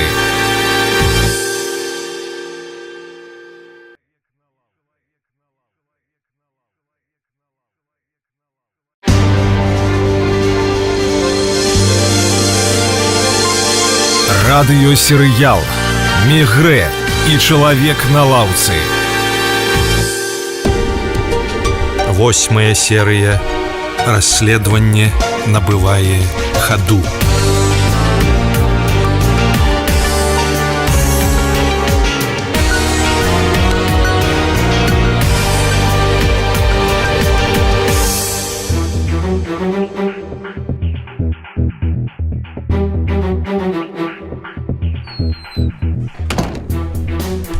Вітаю, мсье камісар. Ты ведаеш такую Марыету ці Мары Жибон? Жибон? Не. Будь ласкавы, правер па картатэцы. Гадоў 50. Зразумела. Так, добра. Жибон. Жибон. Знайшоў. Нарадзілася ў Сен-Мало. У картатэцы 11 гадоў. Так, 3 арышты, усе да вайны, 2 за абкраданне кліента. Сядзела? Адпусцілі за адсутнасцю доказаў. Так, чакайце, зараз пагляджу у другой скрыні. Так, ёсць. До войны была массажисткой у салоне на улице Мартир. Жила з нейкім Наталі, асуджаным за забойства. Я згадваю гэтую справу. Іх было трое. Яны забілі хлопца з іншай банды каля тытунёвай будкі на вуліцы Фонтен. Так і не ўдалося разабрацца, хто парнуў ножом. Вось і далі ўсім траім па 10 гадоў. Гэты Наталі цяпер на волі? Не, памёр. А яна, можа, завязала і вярнулася на радзіму, дзе прыкінулася самавітай дамай. Не. Яна ўсё яшчэ ў Парыжы. І здае мебліраваныя пакоі на вуліцы Ангулем. Неафіцыйна. Так. І заўважце, у доме амаль што адны дзеўкі. Паназірайце за гэтым домам. Можа, суседзі што-небудзь падкажуць. Мае хлопцы могуць не пазнаць вашых добрых знаёмых. Добра, зробім усё як след. Дякуй.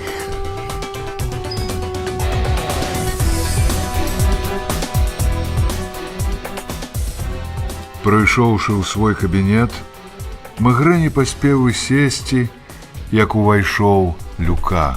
Што новага, Люка? Сёння ўранку да нас звярнулася адна старая, якая жыве са сваім пляменнікам на вуліцы Гей-Люсака. Яна выходзіла з дому, а калі вярнулася, тык выявіла, што з буфета знікла каўбаса, якая 2 гадзіны назад была яшчэ на месцы. Тады яна ўзяла стары рэвальвер мужа, з якім той ваяваў яшчэ ў Першую сусветную, і абшукала кватэру. І знайшла пад пляменнікавым ложкам хлебныя крошкі і насоўку. Чужую, не пляменніка. Чым гэты пляменнік займаецца? Студэнт. Працуе рассыльным у кнігарні на бульвары Сен-Мішель. Яна патэлефанавала нам, і я адразу паслаў Леруа ў кнігарню распытаць гэтага хлопца. Ён затросся, а потым дык нават заплакаў. Жарыс ягоны сябра? Так. Жарыс папрасіў яго прытулку. Ён нібыта пасварыўся з бацькамі, а бацька яго такі жорсткі, што нават забіць можа. І колькі гэта ён пражыў пад ложкам? 1 дзень і 1 ноч. Першую ноч ён сноўдаўся па горадзе, прынамсі так ён расказваў сябру. Я папярэдзіў усе пасты, відаць, зноў бадзяецца. Вакзальныя пасты напагатове? Вядома. Добра. Сантоні тут? Не бачыў з самай раніцы. Пакінь яму цыдулку, каб заўтра ўранку забраў мадмазель Турэ з працы, як толькі яна прыйдзе ў сваю кантору, і прывёў да мяне. І каб зрабіў гэта далікатна. Угу. Што яшчэ? Больш нічога. Дайце папрацаваць. Мегрэ працаваў да 7 гадзін з такім імпэтам, быццам ад ягонай працы залежаў лёс свету. Ён закончыў і давёў да ладу афармленне раней пачатых спраў, тых, што тыднямі, а некаторыя месяцамі чакалі сваёй чаргі, і нават тых, што практычна не мелі ніякай важнасці. Нарэшце, ён пайшоў з бюро з пачырванелымі ад доўгага і напружанага чытання-пісання вачыма. І тут яму здалося, нібыта нешта вакол яго перамянілася. Спачатку ён не мог зразумець, што менавіта. Нарэшце працягнуў руку і зразумеў, перастаў ісці дождж. Камісар адчуў, што яму ўжо яго не хапае.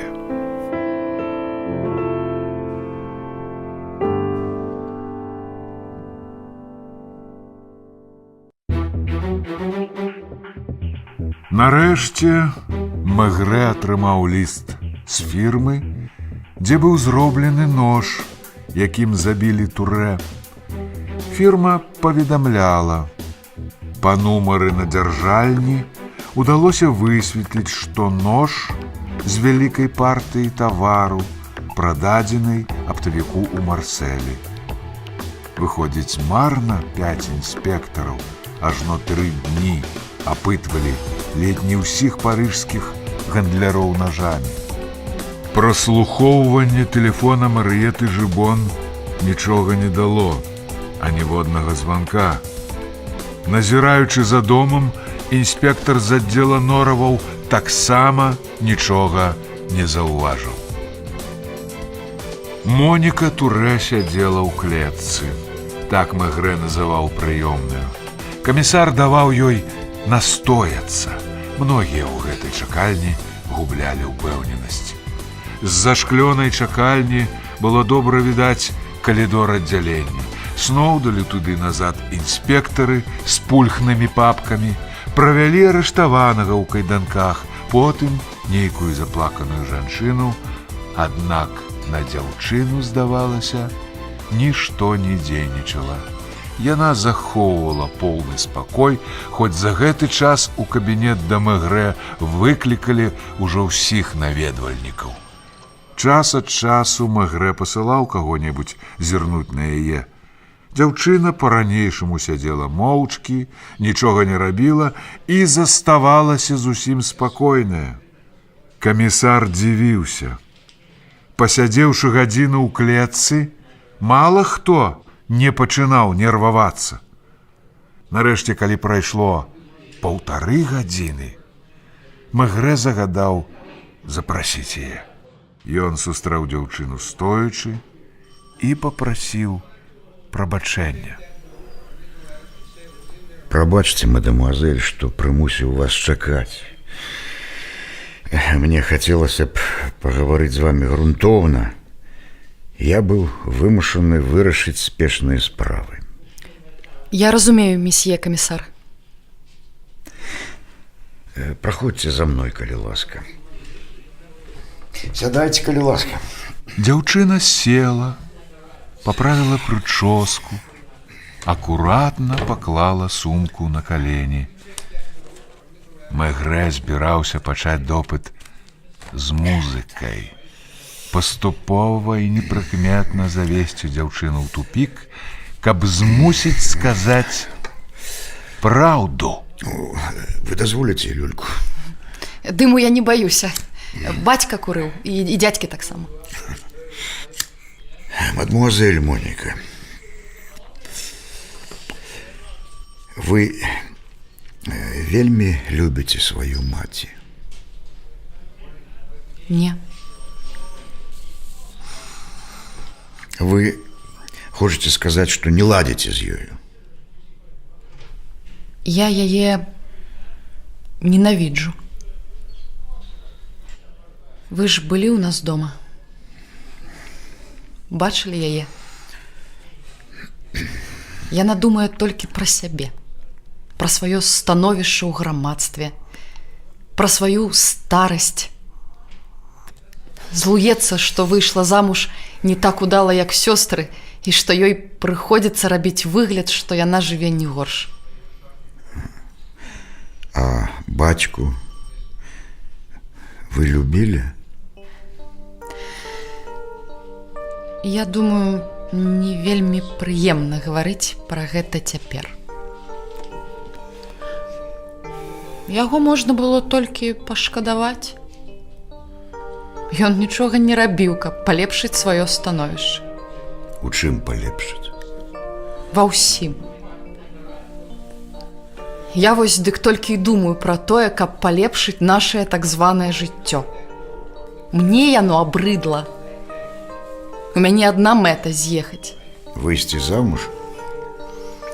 Выйсці, не выйсці, але з'ехаць. На днях. Мегрэ было ўсё цікавей слухаць дзяўчыну.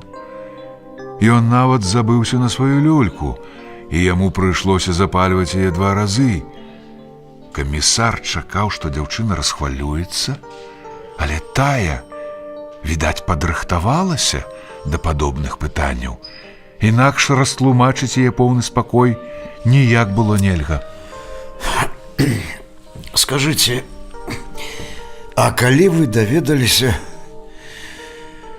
што бацька не працуе болей у Капланаў? Гады 3 назад.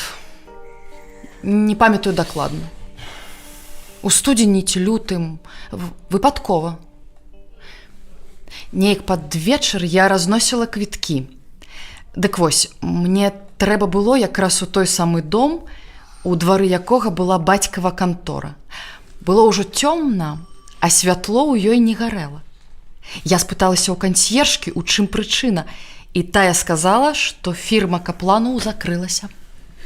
І вярнуўшыся дамоў, вы нічога не сказалі маці. Чаму? Не хацела яго выдаваць. Ён пазбягаў сцэн. А тут пачаліся б такія разборы. А у бацькі вы спыталіся? Дзе ён цяпер робіць? Не. Высачыла. Назаўтра паехала ў Парыж раней за яго. Сказала, што ў мяне тэрміновая праца, а на вакзале дачакалася ягонага цягніка. І пайшла ўслед за ім. Ён хадзіў па розных установах, папалуднаваў булкаю, потым спыніўся каля дошкі аб'яў. І я ўсё зразумела. Ён шукаў працу. Але ж ён кожны месяц, як і раней, прыносіў у дом зарплату. І мяне гэта вельмі дзівіла. Я ўсё чакала, калі ён нарэшце прыйдзе дамоў без грошай. А ён замест гэтага неяк нават аб'явіў маці, што запатрабаваў у каплана надбаўку, і той яе даў. Але мне ўсё-такі хацелася праверыць. І я зноў дзень сачыла за ім. А ён і не думаў ісці ні на якую працу. Гуляў па скверы, сядзеў на лаўцы. Я вырашыла, што ў яго выхадны. Праз тыдзень я зноў прасачыла за ім. Тады ён і заўважыў мяне. На вялікіх бульварах, калі сядзеў на лаўцы. Ён збляднеў, але доўга не думаючы, сам падышоў да мяне. Што ён вам сказаў? Што фірмы капланаў больш няма.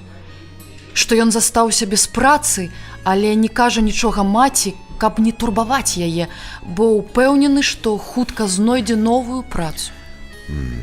Ён тады ўжо быў у жоўтых чаравіках? Не. Я ўбачыла іх на ім пазней, калі ён сказаў мне, што знайшоў працу. Ён дадаў тады яшчэ, што ўсё было цяжэй, чым ён думаў, але цяпер усё выдатна, ён займаецца страхаваннем, і ў яго багата вольнага часу. І вы яму паверылі? Спачатку. А потым засумнявалася. Надта ўжо добра ён зарабляў. Надта? Не ведаю, што для вас надта. Праз некалькі месяцаў ён сказаў маці, што яму зноў павялічылі зарплату, бо прызначылі памочнікам дырэктара. Маці пачала спрачацца. Яна хацела, каб ён не пісаўся больш у пашпарце кладаўшчыком. Яна гэтага заўсёды саромілася. Яна адчувала прыніжанасць праз тое, што ейны муж кладаўшчык. А ён адказаў, што не варта мітусіцца за такой драбніцы, былі б адно грошы. З таго часу ён пачаў падкладваць мне ў сумку грошы. Уранку, калі-нікалі. І ўвесь гэты час вы сустракалі яго ў Парыжы у жоўтых чаравіках? Заўсёды.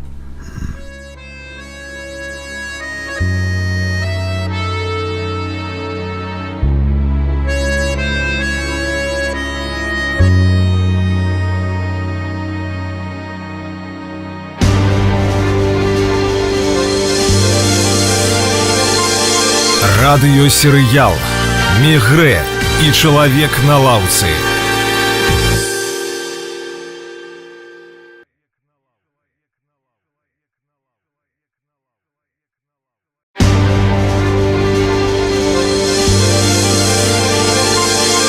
Радыёсерыял «Мегрэ» і «Чалавек на лаўцы».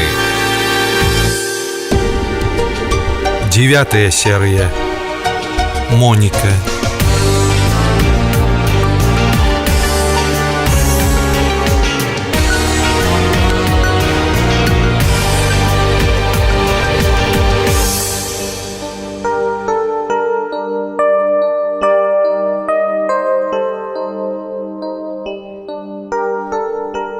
Мегрэ было ўсё цікавей слухаць дзяўчыну. Ён нават забыўся на сваю люльку, і яму прыйшлося запальваць яе 2 разы. І ўвесь гэты час вы сустракалі яго ў Парыжы у жоўтых чаравіках? Заўсёды. Я спыталася ў яго, дзе ён перабуваецца, і ён сказаў, што здымае для сваіх спраў пакой у Парыжы. У вас уже быў які-небудзь сябра? Не. А калі вы пазнаёміліся з Альберам Жарысам? Месяцаў 5 назад. Мы павінны разам з'ехаць. Каб пажаніцца? Тады, калі можна будзе. Пакуль яму яшчэ толькі 19, і ён не можа ажаніцца без згоды бацькоў. А бацькі яе не даюць. І не дадуць. У яго ж яшчэ нічога няма. Ні працы нармальнай, ні адукацыі. Бацькі ж толькі пра гэта і думаюць, як мая маці. І куды ж вы збіраецеся ехаць? У Паўднёвую Амерыку. Я ўжо падала заяву на візу. У вас ёсць грошы? Трохі. Маці пакідае мне частку майго заробку. Калі вы першы раз папрасілі грошай у бацькі? Дык вы гэта ведаеце. Я так і думала, што ведаеце. Таму і кажу праўду. Я не думаю, што вы сподлічыце і перакажаце ўсё маці. Хіба толькі калі вы такі ж, як і яна. Дык як вы ўведалі бацькаў парыжскі адрас? Альбер знайшоў ягоны пакой. Высачыў. Мы ўсё гадалі, як гэта бацька так добра зарабляе. І вырашылі дазнацца. Альбер меркаваў, што бацька займаецца нелегальнымі фінансавымі аперацыямі. Вы разлічвалі, што ён дасць вам грошы? Толькі на аплату параходу ў Амерыку. А вы разумееце, як гэта называецца? Вымаганне. Я лічу, што гэта натуральна, калі бацька... Карацей, дружок ваш, Альбер, пачаў сачыць за бацькам. І што ён выявіў? Па-першае, ён выявіў, што бацька здымае пакой у доме на вуліцы Ангулем. Па-другое, што бацька не займаўся ніякім страхаваннем, а бавіў час пераважна на лаўках у скверах вялікіх бульвараў. Па-трэцяе, што бацька мае каханку. І як вы да гэтага паставіліся? Да трэцяга? Я думала, што яна прыгожая і маладая, а яна была зусім не лепшая за маці, нават падобная на яе. Альбер паказаў мне, дзе яны звычайна сустракаліся, на вуліцы Сен-Антуан, у кавярні. Я прайшла міма, нібыта выпадкова, і толькі зірнула. Я не мела часу разгледзець яе, але пэўнае ўяўленне склала. З ёю, мабыць, не весялей, чым з маці. А потым вы пайшлі на вуліцу Ангулем, і бацька даў вам грошы. Даў. Вы пагражалі яму, што раскажаце маці? Не. Я проста сказала, што згубіла канверт з укладамі кліентаў, і што, калі я іх не знайду, мяне выганяць з працы і нават аддадуць пад суд. Вам не здаецца, што вы... Не здаецца. Я змагаюся. Я не хачу скончыць, як моя маці, у затхлым жабрацкім доме. Альбер таксама заходзіў да вашага бацькі?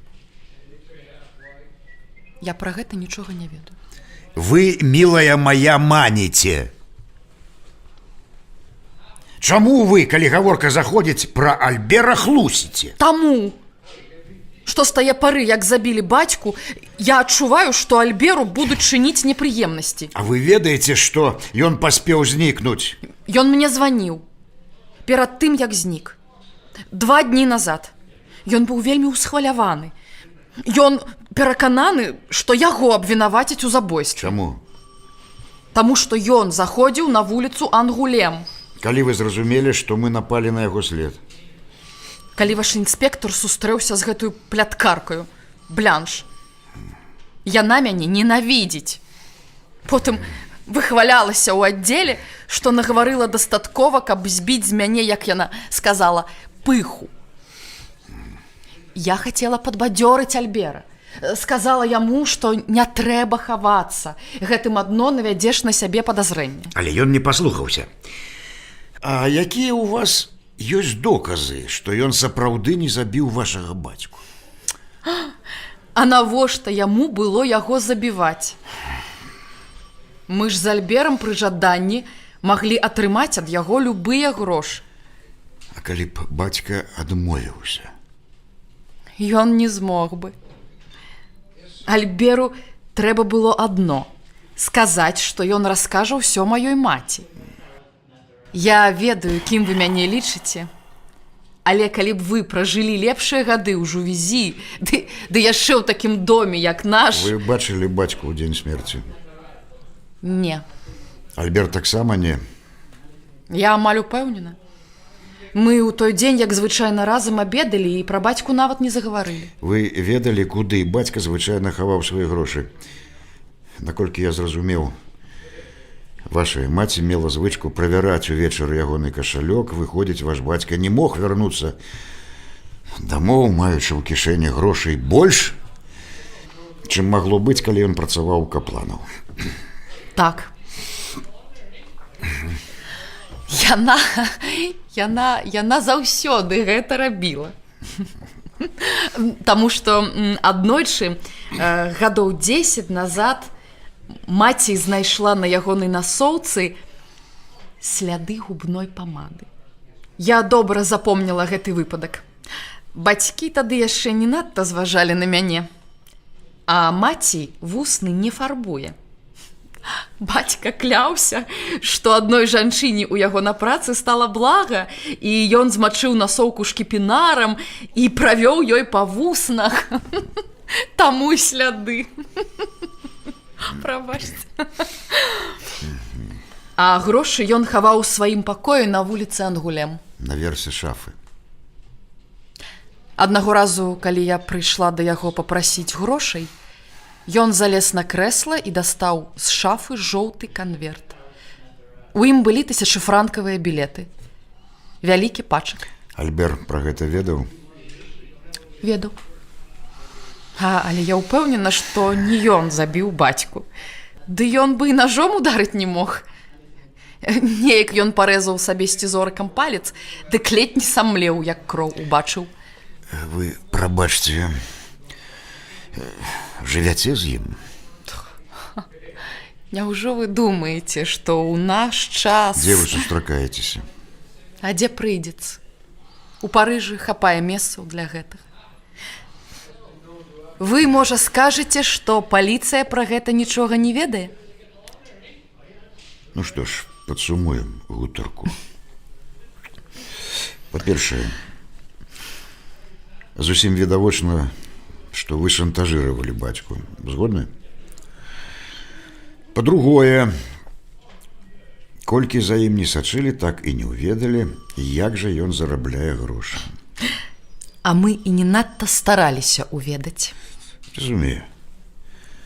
Вас цікавіў вынік.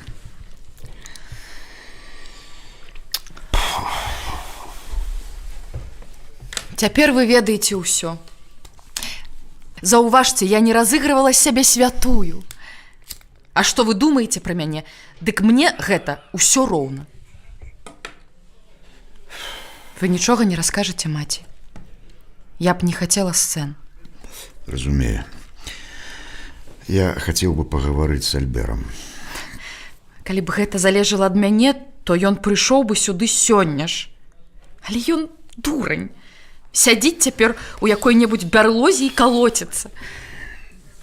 Мне можна ісці? Я вас не затрымліваю.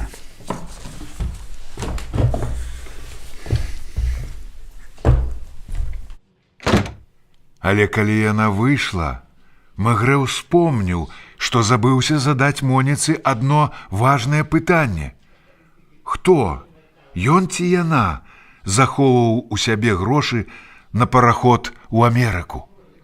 Калі Альбер, дык у яго цяпер ёсць грошы і, адпаведна, больш магчымасцей знікнуць. Калі грошы у Монікі, тады яму, можа, і паесці няма на што. Мегрэ пачакаў яшчэ нейкі час, потым патэлефанаваў Моніцы на працу.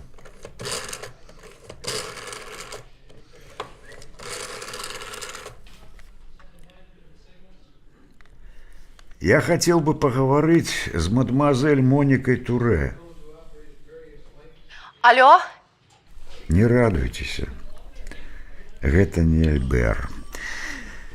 Комиссар Мегрэ, я забыўся задаць вам одно пытанне. Грошы у вас ці ў яго? У мяне? Дзе? Тут. Одна шуфляда ў маім стале замыкаецца на ключ. Не паспеў камісар пакласці слухаўку, як яму патэлефанаваў Лапуэнт. Ты з вуліцы Ангулем? Не з дому, а з бістро на рагу. Уяўляеце, шэф, у пакоі Туре дужа дбайна прыбралі. Падлогу і ўсю мэблю так нацёрлі, што ажно зіхацяць. Пыл усюды выцерты. А верх шафы? Таксама. Я так і чытаў у гаспадыніных вачах. Што, з'елі? Яна сказала, што учора прыходзіла прыбіральшчыца, а вы не аддалі ніякіх загадаў. Так што яна вырашыла падрыхтаваць пакой да засялення новага жыльца. Чакай. Высветлі імя і адрас прыбіральшчыцы і распытай яе, якія і ад каго яна атрымала ўказанні і хто быў у пакоі, калі яна прыбірала. Будзе зроблена. А яшчэ, хто дзяжурыць з Нураву? Дюмансель. Няхай папросяць, каб узмацнілі пост і прасачылі за тымі, хто выходзіць з дому. Яны не надта збіраюцца выходзіць. Адна гуляю увесь час голая па лесвіцы, а другая ўсё ніяк не намыецца. У ванну з ванны, у ванну з ванны. Ну а трэцяй ужо некалькі дзён як няма. Ну, зрабі, што трэба і вяртайся. Добра. Мегрэ выйшаў да свайго начальніка. Але па дарозе яго перанялі і вярнулі назад. Неве прывёў нейкага чалавека і хоча неадкладна паказаць яго. Неве стаяў у прыёмнай. Ён быў вельмі ўзбуджаны.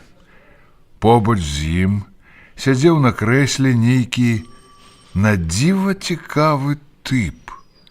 Маленькі, кволы, няпэўнага ўзросту, смешны. Мегрэ адразу ж падумаў, што ён яго некалі бачыў і нават ведаў. Можа, ты мне спачатку ў кабінеце што-небудзь растлумачыш? Не мае сэнсу, месье камісар. Да таго ж яго і на момант аднаго пакінуць нельга. Уцячэ. Камісар адчыніў дзверы кабінета Вставай! і ўпусціў арыштаванага. Той трохі накульгваў, ад яго несла спіртным. Неве зачыніў кабінет на ключ і толькі тады зняў з чалавека кайданкі. Рот у затрыманага расцягваўся ледзь не да вушэй. Гледзячы на яго, так і хацелася засмяяцца. Сумненняў не было. Чалавек гэты не быў яму незнаёмы. І тут мільганула. Ды ён жа на клоуна падобны. А нехта казаў яму нядаўна пра чалавека, падобнага на клоуна, якога... Гэта ж мадам Машэр. Бачыла яго з Туре на лаўцы.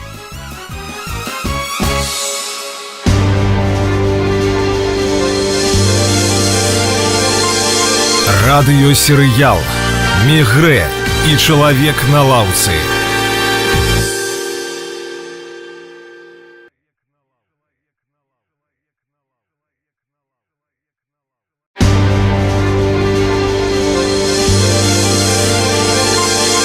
Радыёсерыял «Мегрэ и человек на лаўцы».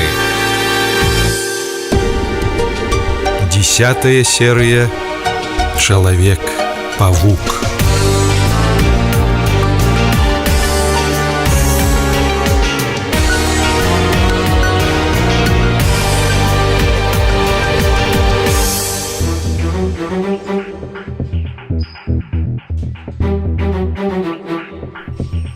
Камісар адчыніў дзверы кабінета і ўпусціў арыштаванага. Той трохі накульгваў, ад яго несла спіртным. Неве зачыніў кабінет на ключ і толькі тады зняў з чалавека кайданкі. Рот у затрыманага расцягваўся ледзь не да вушэй. Гледзячы на яго, так і хацелася засмяяцца, сумненняў не было. Чалавек гэты не быў яму незнаёмы. І тут мільганула. Ды ён жа на клоуна падобны. А нехта казаў яму нядаўна пра чалавека, падобнага на клоуна, якога... Гэта ж мадам Машэр бачыла яго з турэ на лаўцы. Сядай.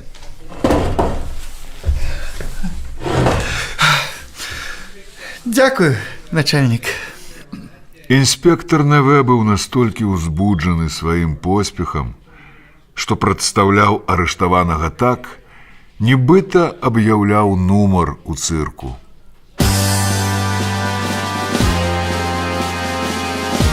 Шеф Шрамек уласною персоною або клоун Фред ці акрабат. Нарадзіўся ў рэквіры ў вярхоўі Рэйна 63 гады назад. Згадваеце, начальник? Нават арыштаваны ён не пераставаў крыўляцца. У яго быццам патрэба такая была выклікаць сваім выглядам і гаворкаю смех. Мегрэ пазваніў па ўнутраным тэлефоне і папрасіў прынесці дасье Джефа Шрамека, бо ўспомніў, гадоў 15 назад гэты смешны чалавечак прагрымеў на ўсю краіну. Гэта здарылася на пачатку вясны, у канцы дня. На вялікіх бульварах было людна, так што гледачоў тады у гэтага клоуна-аматара хапіла.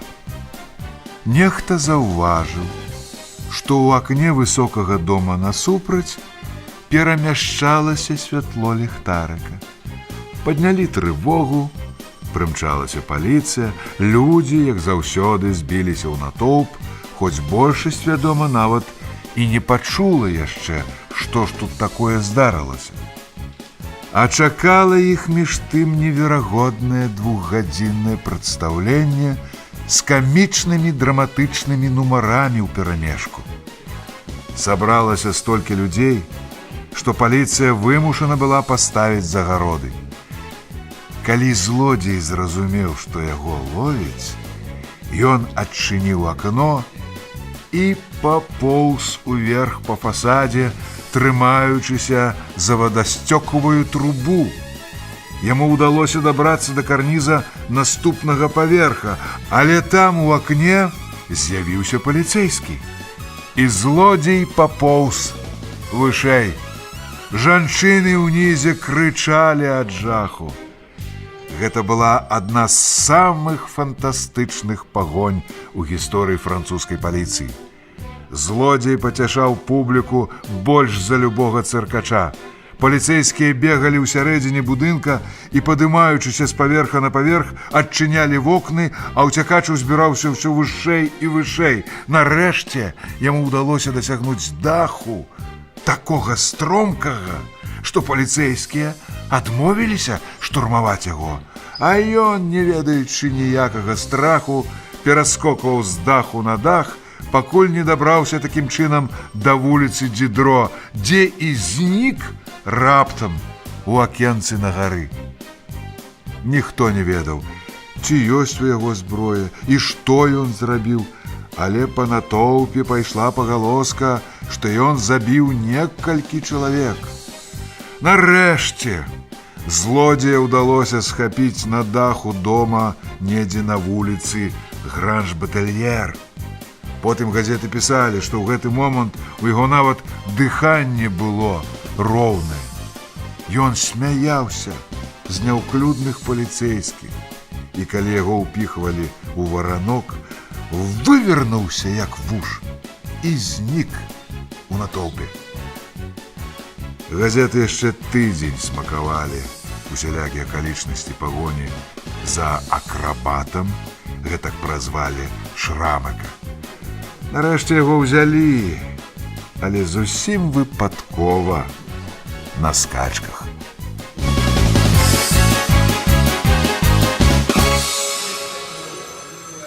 Зайшоў я ў бар на вуліцы Бландель. Гэта за 2 крокі ад нашага бульвара. Там збіраюцца аматары конных скачак. Называецца ён у Фернана. Гэтага Фернана я добра ведаю. Ён былы жакей. Я паказаў яму фотакартку Турэ, і ён яго пазнаў. Сказаў, што Турэ прыходзіў да яго 3 разы з адным з ягоных кліентаў, клоунам Фрэдам. Я здзівіўся, бо думаў, што акрабат даўно памёр ужо ці сядзіць у турме. А ён, выяўляецца, прыходзіць да гэтага Фернана кожны вечар выпіць кілішак і паставіць на якога-небудзь каня. Але вось ужо некалькі дзён не заходзіў з панядзелка. Ці быў ён тады адзін, ці з Турэ, Фернан не памятае. Тут я і вырашыў узяць яго за шкірку. Фернан назваў мне імя жанчыны, з якой Фрэд жыве ўжо некалькі гадоў. Былая прадаўшчыца зеляніны Франсуаза Біду. Але толькі сёння я атрымаў яе адрас. Набярэжная Вальмі насупраць канала. Галубок схаваўся ў спальні. Ён не пакідаў я з самага панядзелка. Я адразу ж надзеў на яго кайданкі і прывёў сюды. А я ўжо не такі спрытны, як раней. Мегрэ узіраўся ў затрыманага. З гадамі Шрамак, відаць, пачаў далучацца да тае пароды людзей, якія могуць дзень пры дні сядзець на лаўках, нічога не робячы. І вось цяпер нібыта пашарэў, што тыя тратуарныя пліты, якія так часта і падоўгу свідраваў сваім абыякавым позіркам нікому не патрэбнага чалавека. Не спяшаючыся, папыхваючы люлькаю, Мегрэ пачаў праглядваць пульхную жоўтую папку, гісторыю ўзаемадачыненняў Шрамака і правасуддзя. Настаў самы зручны час для допытаў, ад 12 до 2. Усе пайшлі на абед, ніхто не бегае па калідорах, стихлі тэлефоны. Неве, сходи пообедай. Угу. Ты, напэўна, голодный, а можешь мне яшчэ сёння спатрэбіцца.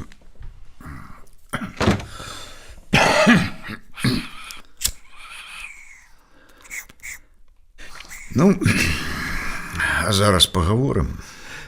Не турбуйтесь. Я уже по карнизах не хот-дог. Думаю, ты здагадаўся, чаму цябе забралі. Твайго дружка Луі забілі. Толькі не прыкідывайся, што нічога не ведаеш. Ты выдатна разумееш, што мы маем усе падставы абвінаваціць цябе. Ну, будзе яшчэ адна судовая памылка. Вось ужо шмат гадоў, як ты купляеш у Фернана квіткі на стаўкі. Так Фернан афіцыйны букмекер. Але, каб рабіць стаўкі, трэба мець грошы. І вось што цяпер высвятляецца. Яшчэ 2,5 гады назад твае стаўкі былі маленькія.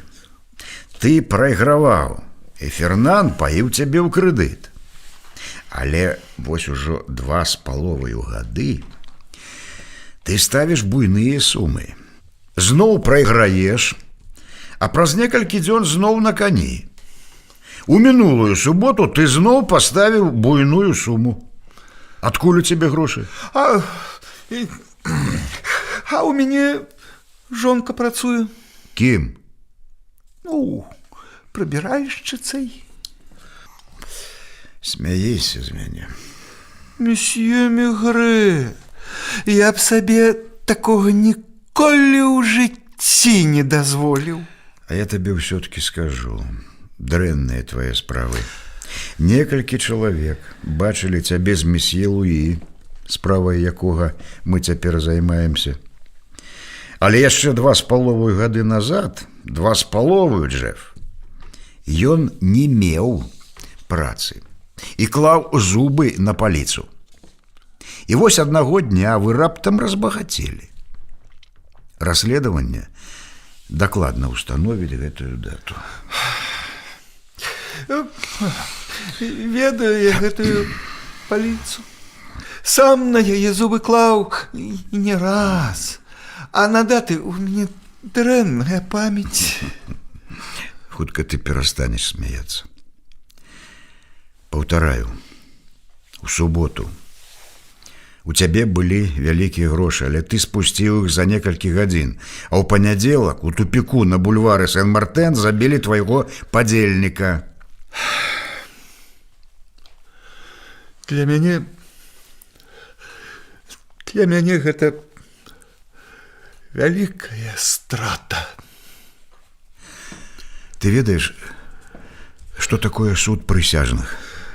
Да яго я яшчэ не даходзіў.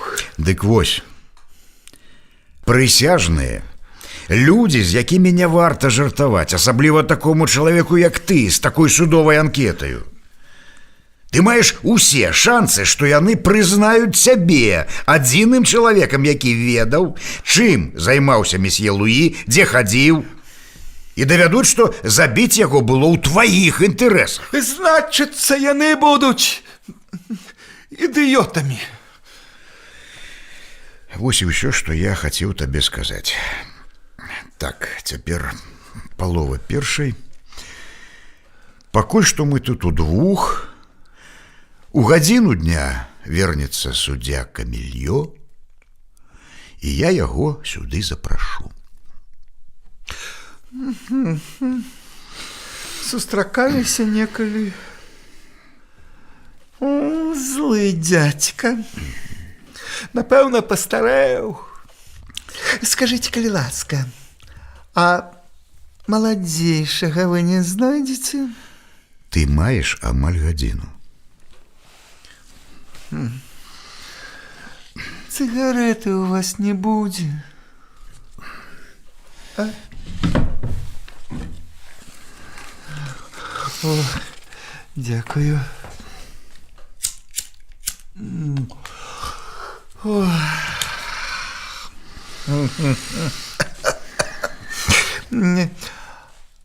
А выпить у вас что-нибудь есть? Гаварыць будешь? Ну, я яшчэ не ведаю.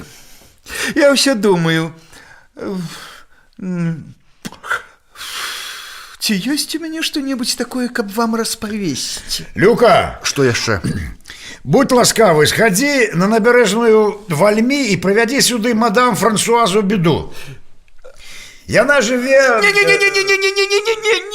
Не, камісар, не трэба, камісар. Мне б хоць каліва глынуць. Чакай, Люка! Мы тут яшчэ сёе-тое высветлім. Дык ты шрамак жонкі баішся? Ну, вы ж абяцалі мне глыточак.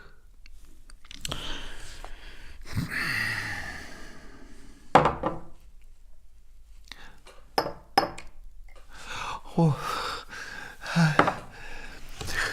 хотя... О,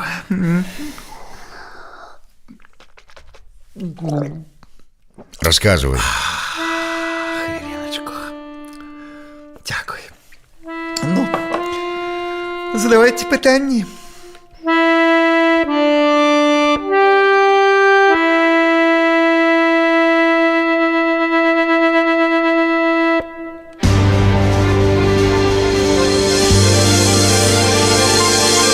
Радыёсерыял «Мегрэ и человек на лаўцы».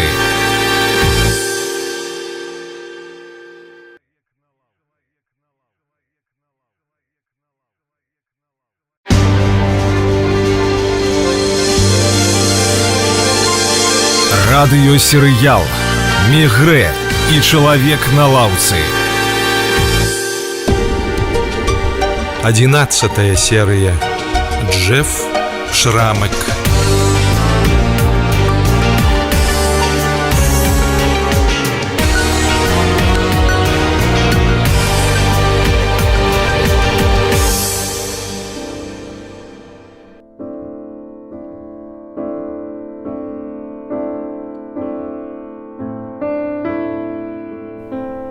Мегрэ узіраўся ў затрыманага. З гадамі Шрамак, відаць, пачаў далучацца да тае пароды людзей, якія могуць дзень пры дні сядзець на лаўках, нічога не робячы. І вось цяпер нібыта пашарэў, што тыя тратуарныя пліты, якія так часта і падоўгу свідараваў сваім абыякавым позіркам нікому не патрэбнага чалавека.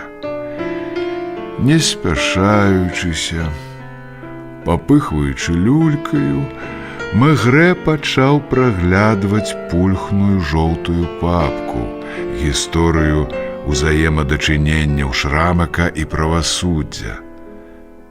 Настаў самы зручны час для допытаў ад 12 да 2. Усе пайшлі на абед, ніхто не бегае па калідорах, сціхлі тэлефоны.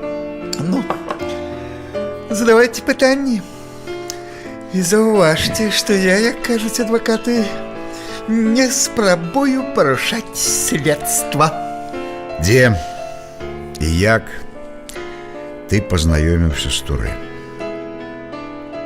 На лаўцы бульвара Бон-Нувель. Як? Як зазвычай знаёміцца на лаўках. Пагаманілі пра надвор'е. Гады 2,5 назад. Я гэты дзень у календары не адзначаў. А потом зноў сустрэліся на гэтай самай лаўцы. Ён, відаць, быў рады, што ёсць з кім пагаварыць. Ён сказаў, што застаўся без працы. З часам ён усё мне распавёў. І як працаваў 25 гадоў на адным месцы, і як закрылі раптам фірму, і як баяўся прызнацца жонцы, што застаўся без працы. Як падмануў яе, што працуе ў той самай фірме. Ой, жонка ў яго, дарэчы, паганая. Здаецца, ён мне першаму ўсё гэта і расказаў. Яму нават лягчэй стала. Ён ведаў, хто ты такі. А я сказаў, што працаваў раней у цырку. А што вас уласна кажучы, цікавей. Усё. Ну, перш чым гаварыць далей, зазірніце, калі ласка, яшчэ раз у мае справы. Ну, падлічыце мае ходкі. Я б хацеў прыкінуць, ці не вышлюць мяне ў Гвіяну. Нешта не цягне туды ніяк. Калі ты не забіваў, то можаш сесці яшчэ 2 разы. Я так і думаў. Ну, толькі не быў упэўнены, што нашы разлікі супадуць. Крадзёж? Трохі больш складаней. Гэта ён прыдумаў, ён. Я не такі разумны, не. А яшчэ крыху плесніце. Пасля. Не так доўга расказваць, прыйдзецца спяшаць.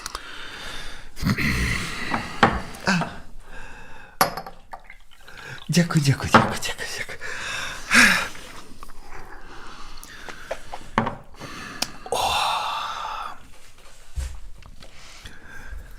Па сутнасці, усё пачалося з лаўкі. Бавячы ўвесь час на адной і той самай лаўцы, месье Луі пачаў назіраць, што ж наўкол адбываецца. Вы ведаеце краму дажджавікоў на бульвары? Ведаю. Дык вось лаўка, на якой месье Луі зазвычай сядзеў, была якраз насупраць гэтай крамы. Тут яму і прыйшла ў галаву думка, калі днямі няма чаго рабіць, дык усялякія планы самі па сабе з'яўляюцца. Няхай сабе і невыканальныя. Но ён мне аднойчы і распавёў, каб забавіць час, хіба што народу у краме заўсёды поўна. Дажджавікоў гэтых самых процьма. Усюды навешаны, навалены і на першым, і на другім паверхах. А злева ад крамы, як амаль заўсёды ў гэтым квартале, тупічок. Праходнік. Намаляваць? Не зараз. Расказвай.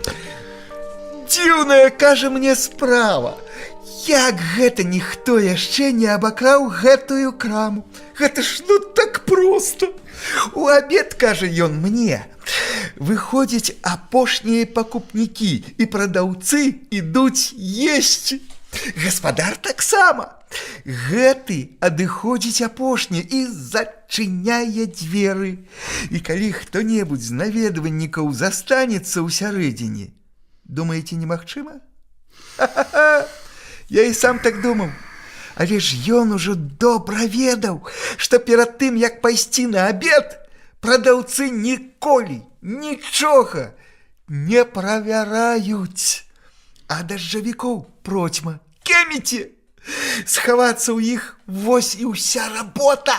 Гаспадар цябе зачыняе, ты бярэш касу, а потым ламаеш дзверы? А навошта ламаць, начальнік? Тут і пачынаецца фокус. Нават калі мяне і накрыюць у краме, дык не будзе ніякіх доказаў, што я нешта ўзяў. Я ўзяў касу так, а потым пашкандыбаў у прыбіральню, а там невялікае акенца у тупічок. Праз яго не кожны шчанюк пралезе, але ўжо пакет з грашыма прасунуць можна. От тут Луі нібыта выпадкова заходзіць у двор, падбірае пакет і туп-туп-туп-туп-туп робіць ногі.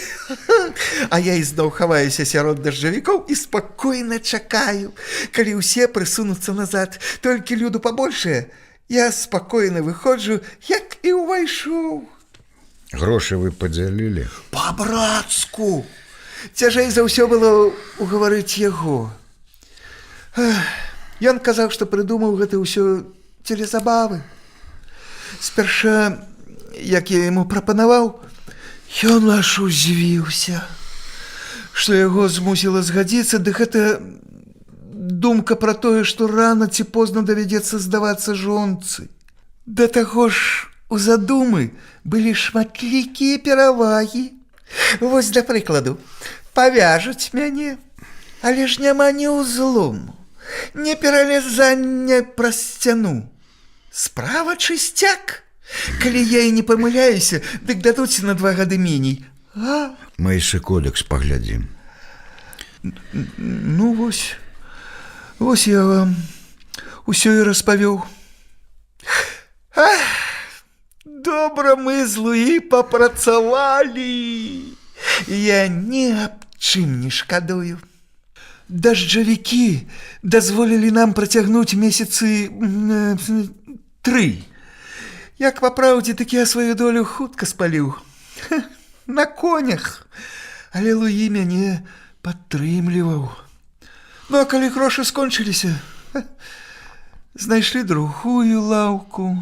І падрыхтавалі новы варыянт. Спосаб знайшлі. І мяняць яго не было ніякіх падстаў. А цяпер, калі вы ведаеце яго, можете пакорпацца ў архівах і знайсці назвы ўсіх крамаў, дзе я працаваў. Другі быў прадавец электратавараў на тым самым бульвары трохі далей. Усюды атрымлівалася адно і тое ж, бо ў гэтым квартале акенцы ўсіх прыбіральняў выходзяць або ў тупічок, або ва ўнутраны двор. Аднаго разу мяне накрыла ў шафе прадаўшчыца. Я прыкінуўся п'яным у покат. Яна паклікала гаспадара, і мяне выштурхалі. Толькі напалохалі паліцыі. Дык скажыце мне зараз, навошта мне было забіваць Луі? Мы ж кенты. Я нават з Франсуазай яго пазнаёміў, каб супакоіць яе, бо яна ўсё распытвала, дзе я шляюся. Луі прынёс ёй скрынку шакаладу, і яна ўпэўнілася, што гэта выхаваны чалавек. Вы пракруцілі яшчэ адзін варыянцік на тым тыдні. А паглядзіце ў газетах. Крама адзежы на Манмартры. Думаю, што Луі забілі ў тупічку, калі ён правяраў акенца ювелірнай крамы. Мажліва. Мясціны Луі заўсёды сам аглядаў. Ён усё запамінаў лепш за мяне. А потым людзі заўсёды косяцца на такіх, як я. І мне даводзілася выфранчвацца. Але на мяне ўсё роўна глядзелі з падазрэннем. Дык хто ж яго забіў? Вы у мяне пытаецеся? Не ведаю. Можа, і жонка. Злая яна. Ой, злая. Можа, уведала, што ён ужо 2 гады, як мае каханку. А ты яе ведаеш? А ён нас не знаёміў, але гаварыў пра яе. Я яе бачыў так здалёк. Ён яе кахаў. Яму хацелася цяпла. Нам жа ўсім яго хочацца. Вось у мяне Франсуаза. І у вас таксама хто-небудзь ёсць.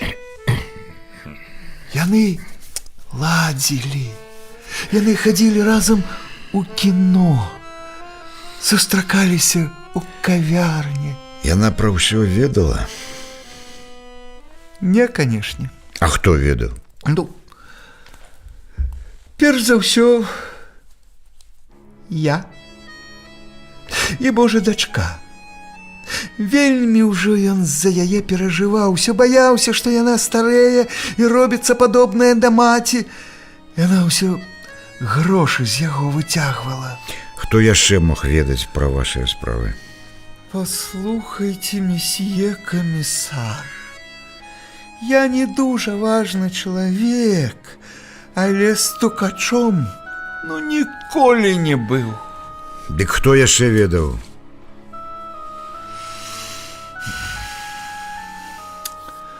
Дружок дачкі.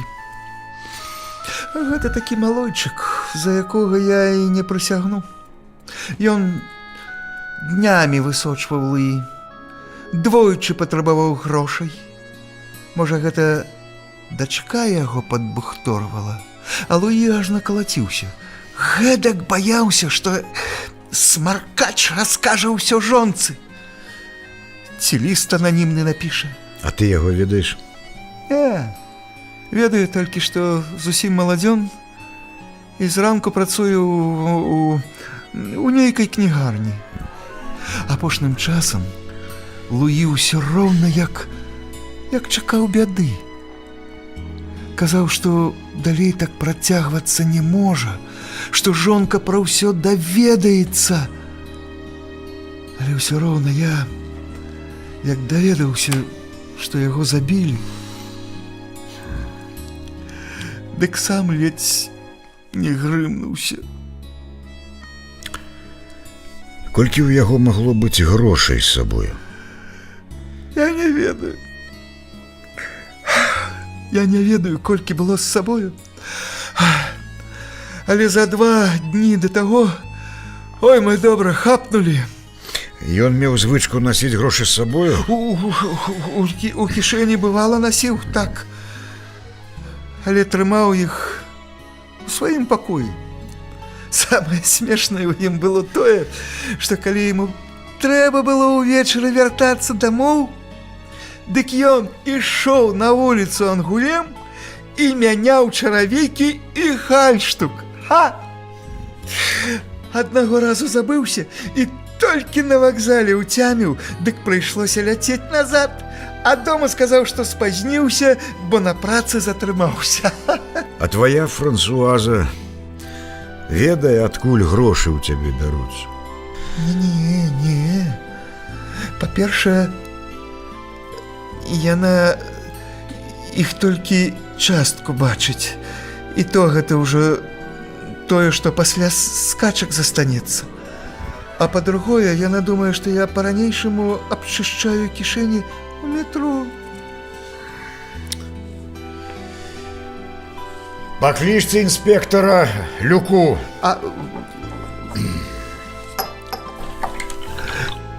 Ой, дзякуй. Я тут шэф. Няхай там будуць з ім ласкавейшы. Будзе зроблена.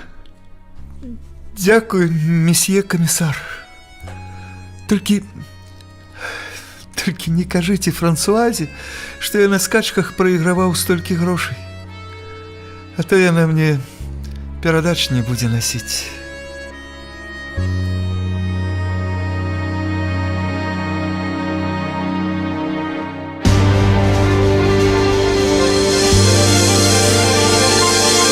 Радыёсерыял «Мегрэ» і «Чалавек на лаўцы».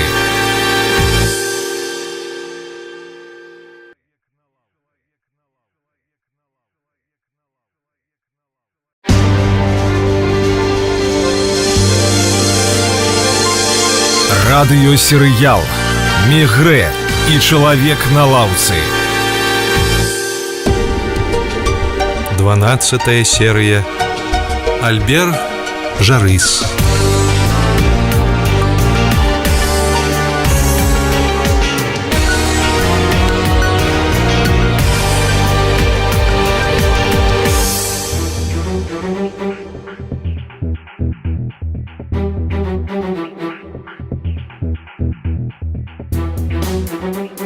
Мегрэ надзеў паліто, узяў капялюш, вырашыў пайсці перакусіць.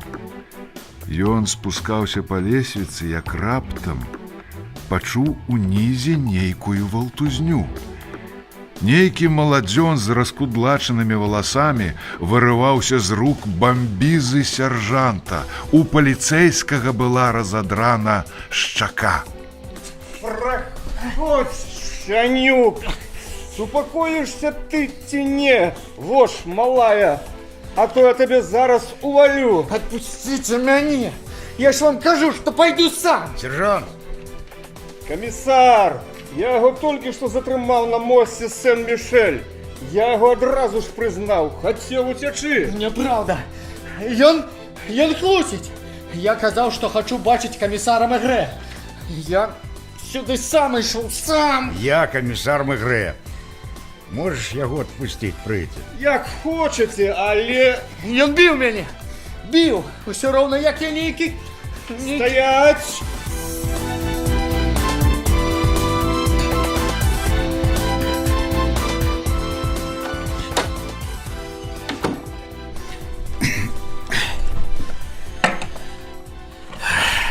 Ну, сядай, прохиндей.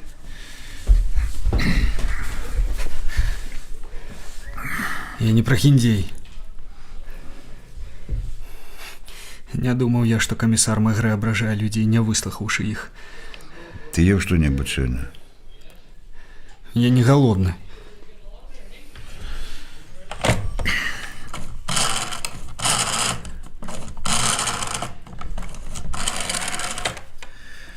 Алло, пивная Дельфин, мне потребен месье Жозеф. Алло, Жозеф. Мегре, принеси мне, коли ласка, бутербродов. Для меня, Жозеф, 6 бутербродов с вендлиною и 4 пива. Чекай, принеси еще 2 великие кубки кавы. И худшей, добра? А, дякую. Паклаўшы слухаўку, Мегре пачаў набіраць другі нумар, прыглядаючыся да Жарыса. Юнак быў худы, бледны, нервовы. Было відаць, што каву ён піў нашмат часцей, чым еў мяса. Але як на жаночы густ, дык быў прывабны. Жарыс таксама разглядываў Мегре з-пад лба. Мегре моўчкі пачаў перакладваць свае люлькі на стале. Сёння гэта быў ужо 3-ці допыт. Трэба было сабрацца з думкамі. Страшэнна хацелася піць. Камісар міжволі паглядзеў туды ж, куды глядзеў цяпер Жарыс, і пачырванеў, як школьнік. Позірк ягоны спыніўся на пляшцы з каньяком, якім ён, так бы мовіць, частаваў Шрамака. Ва ўсёй гэтай мітусні ён забыўся прыбраць каньяк са стола. Заходь, Жозеф. Постав поднос сюды. Ваш заказ, месье комиссар. Дякую. Жарыс еў з вялікім апетытам, хоць і казаў зусім недавно, што не голодны, але па-ранейшаму паглядываў з-пад лба на камісара. Праўда, пасля другой шклянкі піва ён трохі пацяплеў. Ну, як лепей?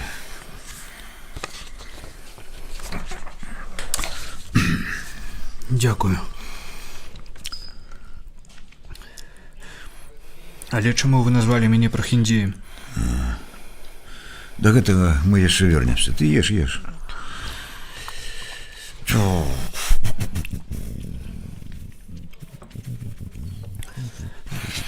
Так. Гэта правда, што ты сюды сам ішоў? Правда. Мне абрыдла хавацца. А чаму ты хаваўся? Самі ведаеце. Каб не арыштавалі. Потому што я сябра Монікі. І мы б цябе арыштавалі толькі за тое, што ты яе сябар? Ты, я гляжу, дэтэктываў начытаўся. Я праглядаю газеты і ведаю, як вы дамагаецеся прызнання. Дык чаму ж ты прыйшоў сюды? Каб заявіць, што я не забойца. Ты вырашыў, што мы збіраемся цябе арыштаваць. Значыцца, у нас ёсць на тое падставы. Якія? Вы ж былі на вуліцы Ангулем. Гаспадыня ж, напэўна, сказала, што я прыходзіў да яго. І што, за гэта цябе трэба арыштоўваць? Вы дапытвалі Моніку. І ты баішся, што яна прагаварылася. А чаму ты не пачаў з таго, што схаваўся ў сябра пад ложкам? Адказвай! Я не падумаў. Я баяўся. Баяўся, што мяне будуць біць, і я прызнаюся ў тым, чаго не рабіў. Меней бы ты, хлопчык, баяўся. Еш. А чаму ж ты тады ўсё-такі разбаяўся? Вылез з-пад ложка. Там нельга было болей заставацца. Сябрава цётка ўвесь час па кватэры хадзіла. Дзверы адчынены, ў хаце скразняк. Я прастыў, а тут нават чихнуць страшна. Не ўстаць, не паварушыцца. Есці хацелася. І што ж ты стаў рабіць, як выбраўся з кватэры? Бадзяўся па вуліцах. Уначы спаў на рынку на мяшках з гароднінай, гадзіну-другую. Двойчы падыходзіў да моста Сен-Мішэль і глядзеў на ваш будынак. Убачыў, як Моніка выходзіла ад вас. Я пайшоў на вуліцу Ангулем. Там стаяў чалавек. Па ўсім было відаць, назіраў за домам. Ваш, напэўна. А чаму мы маглі меркаваць, што ты мог забіць Турэ?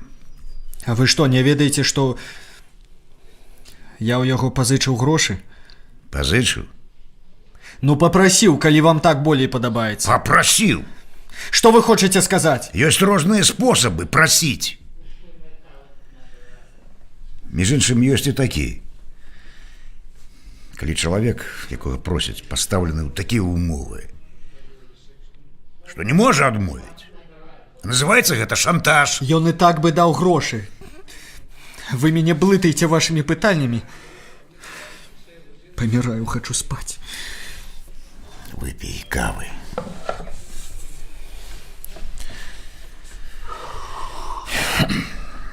Колькі разоў ты быў у месье Турэ? Толькі 2 разы. Што ты яму сказаў? Што нам патрэбны грошы, каб паехаць у Амерыку. І як ён адрэагаваў? Сказаў урэшце, што гэта найлепшае выйсце. Допыт нешта не ладзіўся. Жарыс, мабыць, лічыў, што Мегрэ ведае болей, чым ведаў на самай справе. Трэба было павесці допыт больш асцярожна. Ты думаў ажаніцца з Монікай? Думаў. Але месье Турэ разумеў, што гэта нерэальна. Я непаўналетні. І нават калі б мае бацькі згадзіліся, дык мадам Турэ адмовіла б. Я ж усё сваё нашу з сабою. Месье Турэ мне сам параіў нават не спрабаваць знаёміцца з ёю. А ты яму прызнаўся, што ты з Монікай ўжо кахаўся? Я сказаў яму толькі, што яна цяжарная. Дык вось у чым сакрэт. Мегрэ выгляду не падаў, але здзівіўся. Як жа ён сам не падумаў пра такую паваротку. Мегрэ адкінуўся ў крэсле, набіў тытунём новую люльку. Колькі месяцаў? Трохі болей як 2. Яна адна хадзіла да доктара. Што ж ты збіраўся рабіць у Амерыцы? Што прыйдзецца? Я працы не баюся, мог бы стаць каўбоем. Я мог бы працаваць на залатых капальнях. Словам, як-небудзь я б ужо выкруціўся. Як сябе паводзіў месье Турэ, калі даведаўся, што Моніка цяжарная? Не паверыў. Нават заплакаў. Але я пакляўся, што намеры ў мяне... Самыя добрыя, да. І што ён тады сказаў? Абяцаў дапамагчы. Грошай у яго пры сабе не было, ён даў мне крыху. Дзе яны? У Монікі. Яна хавае іх у сваім стале на працы. Астатняе ён абяцаў даць у аўторак. Ён збіраўся атрымаць вялікія грошы. Ад каго? Не ведаю, мабыць, яны ўдвух гэтымі справамі займаліся. З кампаньёнам, значыцца. Ты яго бачыў? Адзін раз на бульвары. Худы, падобны на клоуна? Ну так. Дык вось, яму я і наліў каньяку, які ты бачыў. Гэты чалавек сядзеў тут незадоўга да цябе.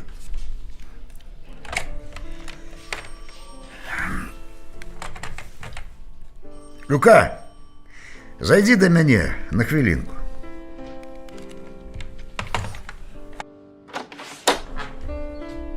Шеф. Люка, познаёмся. Альбер Жарыс. Ведаеш, ён і Моніка Турэ чакаюць дзіця. Ты зараз заедзеш па яе і зводзіш да доктара, да якога яна сама захоча. Калі не ведае, да якога, звадзі да доктара прэфектуры. Я б хацеў ведаць, колькі месяцаў яна цяжарная. А калі яна адмовіцца? Возьми машину і адразу ж, як толькі доктар агледзіць яе, патэлефануй мне. Добра. Навошта вы гэта робіце? Таму што я павінен усё праверыць. Вы мне не верыце? Веру. Значыць, ёй не верыце. Камісар Мегрэ. Тут якраз у час пачуўся тэлефонны званок, і Мегрэ змог ухіліцца ад адказу. Тэлефонная размова не мела ніякага дачынення да справы Турэ, але камісар расцягнуў яе як мог, замест таго, каб адказаць, як зазвычай, коратка. Не вельмі зручна. Калі ён нарэшце павесіў слухаўку, то нібыта забыўся, на чым яны спыніліся, пачаў задаваць Жарысу новыя пытанні. Што ж вы збіраецеся рабіць? Калі вы ўпэўнены ў тым, што я нікога не забіваў... Я заўсёды быў у гэтым упэўнены. Бачыш, забіць чалавека не так ужо проста. Ды яшчэ ножом у спіну. І зусім ужо цяжка зрабіць гэта так, каб ён нават не крыкнуў.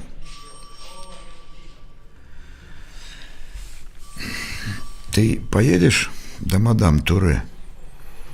Думаю, што прыйдзецца. Мегрэ сам сабе усміхнуўся. Уявіў, як гэты маладзён, дранцвеючы ад страху, уваходзіць у дом да мадам Турэ і ўсё ёй выкладвае. Ну, а цяпер прызнавайся. У чым яшчэ ты падманваў месье Турэ? Што вы маеце на ўвазе? Ты прасіў грошы на параход у Амерыку, а выдаткоўваў іх у Парыжы, аплачваў мебліраваныя пакоі, у якіх вы з Монікай сустракаліся, а яны ж не бясплатныя. Ты ж і працаваць перастаў пасля абеду, каб з ёй сустракацца. Ты ведаеш, дзе Турэ хаваў грошы? Наверсе шафы. Менавіта там ён і браў грошы, якія даваў табе. У панядзелак ты хадзіў на вуліцу Ангулем? Не, гэта лёгка праверыць. Спытайцеся ў гаспадыні. Я мусіў прыйсці да яго ў аўторак у 5 гадзін вечара. Калі ж вы думалі знікнуць? Параход адплывае праз 3 дні. За гэты час мы патрымалі візы.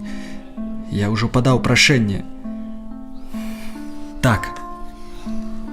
Я падрабіў бацькаў подпіс. Можна мне запаліць?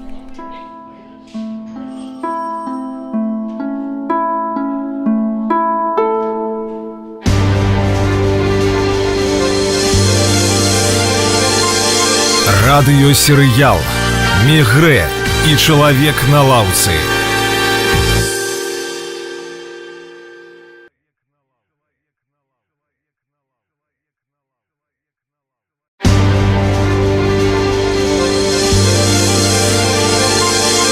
Радыёсерыял «Мегрэ і чалавек на лаўцы».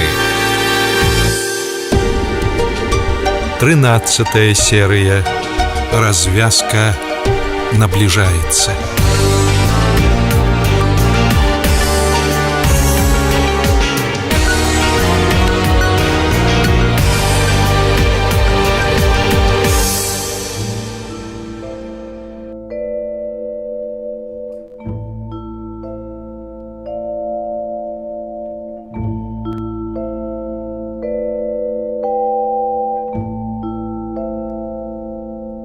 Магрэ адкінуўся ў крэсле, набіў тытунём новую люльку.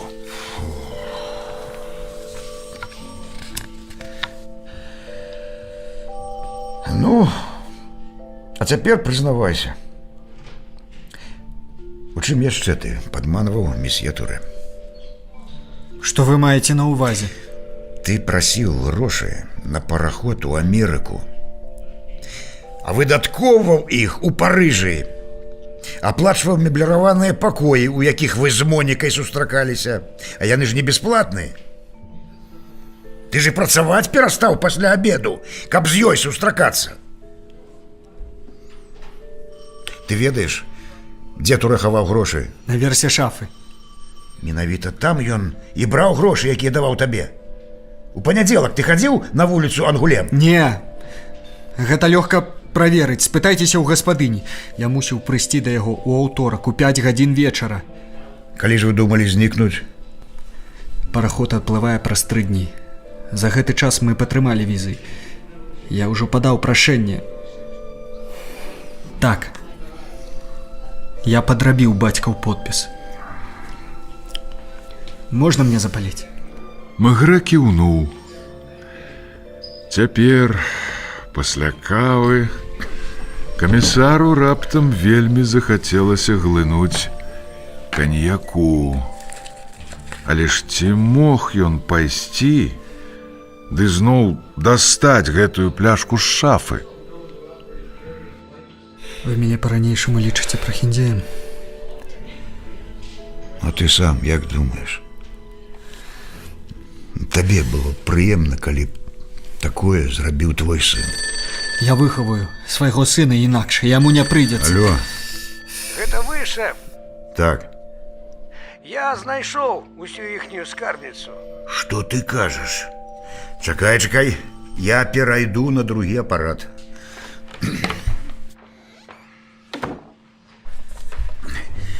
Ну, что там у тебя? Где ты? У бістро, на набярэжнай Вальмі. Я заходзіў у дом да Франсуазы. Захацеў паглядзець, што там у яе робіцца ў доме. Вырашыў праверыць, як жа гэта так?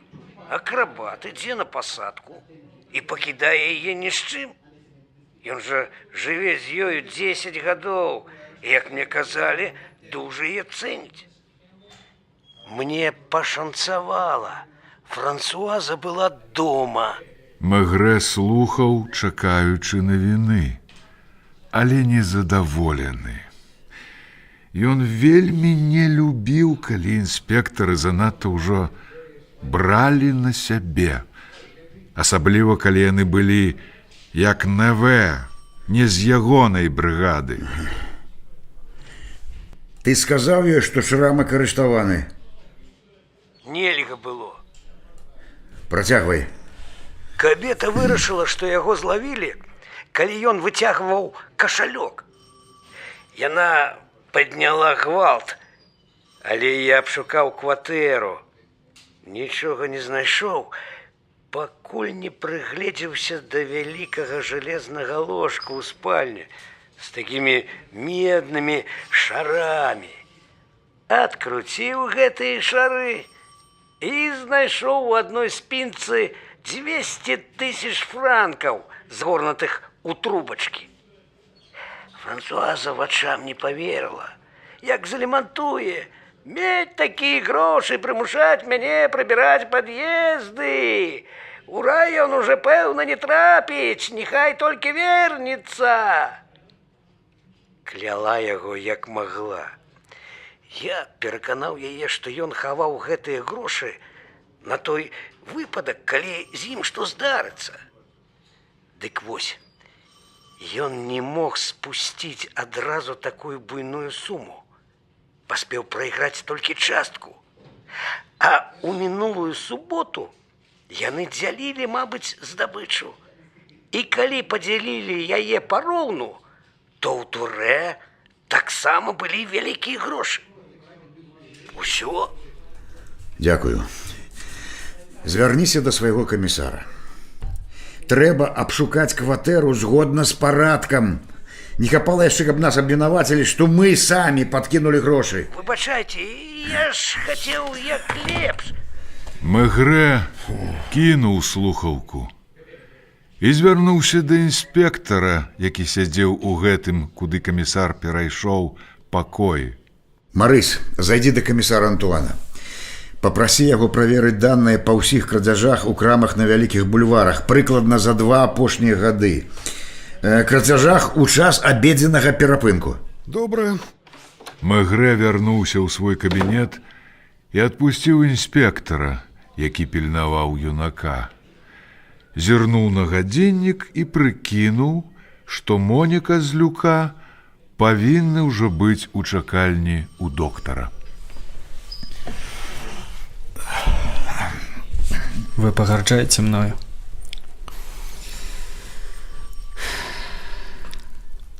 Мне ни разу не пашанцавала ў жыцці. У чым? Ни разу не удалося вырвацца. Адкуль? Бачу, вы мяне не разумееце. Калі б вам давялося вырасці ў доме, дзе толькі і гаварылі, што пра грошы, маці трэсціся пачынала пад канец месяца. Мяне не было маці. Мегрэ пастаяў ля акна, спінаю да затрыманага, пазіраючы на кроплі дажджу, што сцякалі па шкле. Потым, пахадзіўшы па пакоі, рашуча адчыніў шафу. Спаласнуўшы шклянку, наліў каньяку. Аднак Мегрэ не стаў піць. Паставіў шклянку назад у шафу. Хлопец ледь трымаўся, каб не заснуць. Шчокі ў яго пачырванелі, павекі прыпухлі. Ён пачынаў ужо пагойдвацца. Калі-небудзь, можа, з цябе ўсё-такі выйдзе чалавек.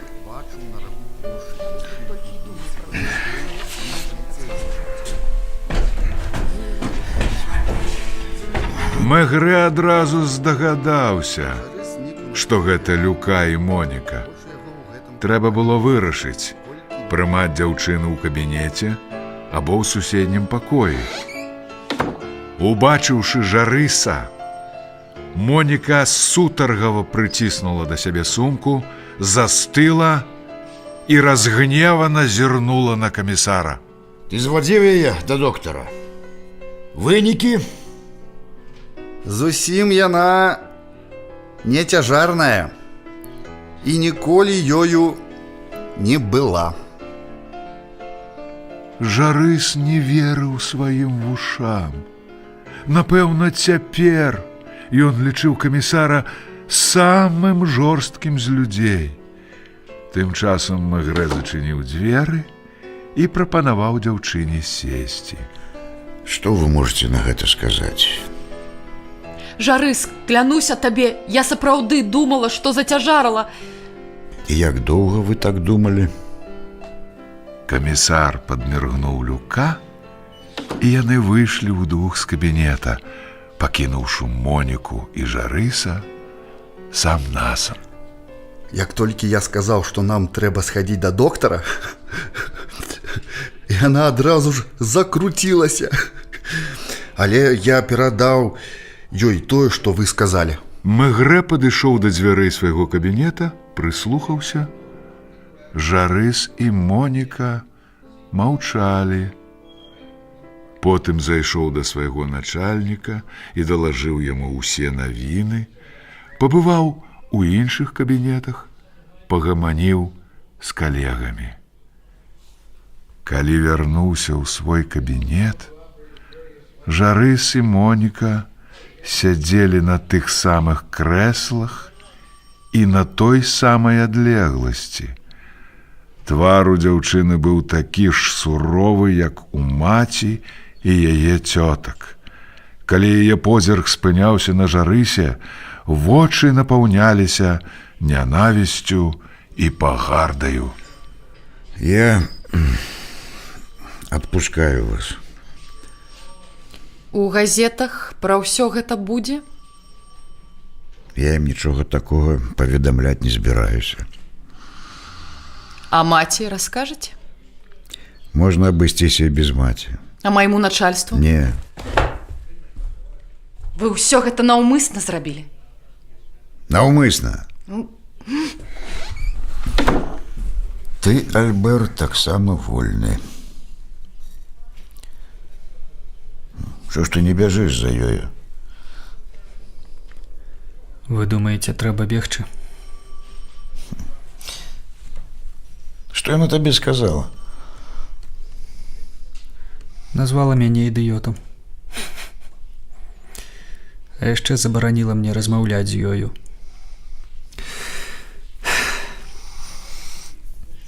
Што мне сказаць бацькам? Што хочаш. Яны і так будуць рады, што ты знайшоўся. Ну, ідзі, ідзі.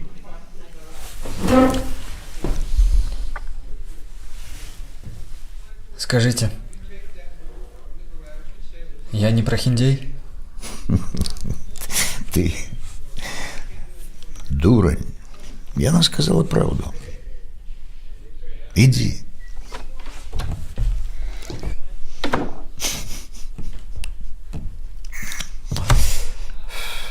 Толькі цяпер, застаўшыся адзін, Мегрэ змог урэшце выпіць даўно наліты каньяк.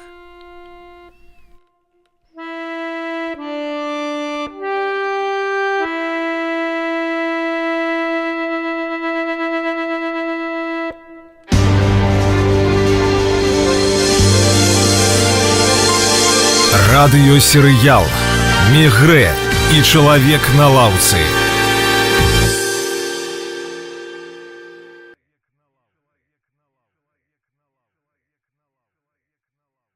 Вашим малойчикам еще не надокучило бодяться у нас под окнами? Арлета дома?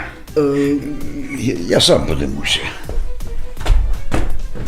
Гаспадыня засталася ў калідоры, усхваляваная, глядзела услед камісару. Падняўшыся на другі паверх, Мегрэ пастукаў у дзверы. Арлета, як і ўсе тут заўсёды, ляжала ў халаце на непрыбраным ложку і чытала нейкі танны раманчык. Гэта вы? Я. Хіба гэтая гісторыя яшчэ не скончылася? Яна скончыцца, калі мы знойдзем забойцу. А вы яшчэ не знайшлі? Не. Я думала, вы хітрэйшыя. Спадзяюся, нічога страшнага, што я у халаце. Нічога. Вы да ўсяго павінны былі прывыкнуць. Дзяўчына усміхнулася. Не падымаючыся з ложка, яна пасунулася бліжэй да камісара, і ў яе агаліліся грудзі. Мегрэ зрабіў выгляд, што нічога не заўважае.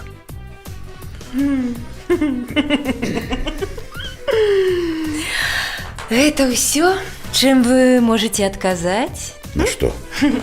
На тое, што бачыце. Хочаце? Дякую. Дзякую, хочаце? Дзякую, не. Што з вас возьмеш, пенсіянер? Табе не абрыдла замалёўвацца? Што вам ад мяне трэба? Твае бацькі ўсё яшчэ думаюць, што ты працуеш у краме? Вас гэта хвалюе? Ведалі б яны, чым ты займаешся. А вы ім гэта хочаце распавесці? Мажліва. Вы што, ездзілі ў Клермон-Ферран? Бачылі бацькоў? Яшчэ не. Раптам Арлета ускочыла з ложка, кінулася да дзвярэй і адчыніла іх. Там стаяла гаспадыня. Дык ты падслухоўваеш? Пакінь мяне ў спакой, не стой тут, чуеш? Я хотела увайсці.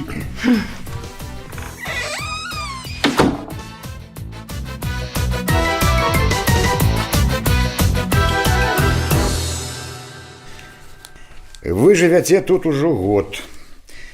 Бавіце ў гэтым доме амаль увесь час і ведаеце пра ўсё, што тут адбываецца. Ці бываў тут адзін чалавек, які прыходзіў раней досыць часта, але пасля смерці месье Луі нагою сюды не ступіў. Вы ведаеце, хто ён? А? Вы мне скажаце гэта. Вы ўпэўнены? Зрэнкі ў дзяўчыны, здавалася, звузіліся. Яна яшчэ раз падышла да дзвярэй, прыслухалася, але за дзвярыма нікога не было. Ва ўсякім разе ён прыходзіў не да мяне. А да каго? Самі ведаеце. Думаю, мне трэба апрануцца. Пасля гэтай размовы мне лепш тут не затрымлівацца. Яна скінула з сябе халат, гэтым разам ужо не думаючы спакушаць камісара, надзела трусы, ліфчык і падышла да шафы. Мне трэба было ведаць, што скончыцца гэтым.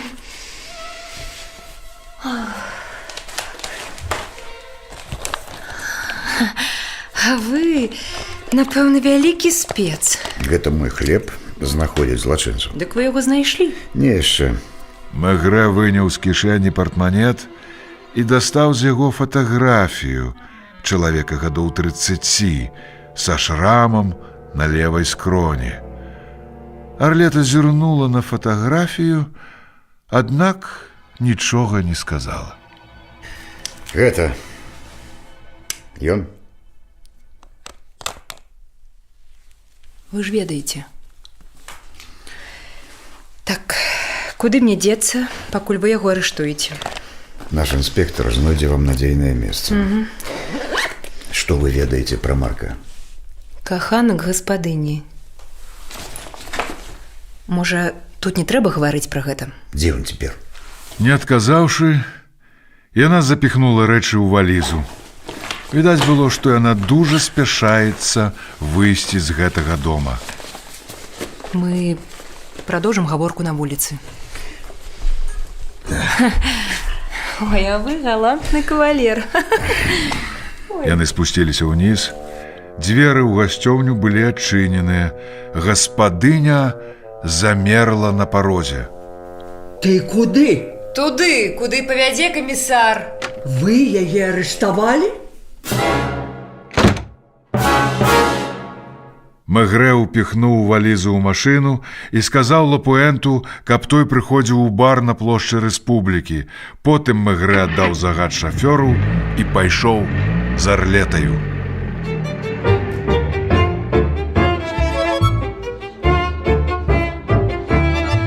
Два аператывы.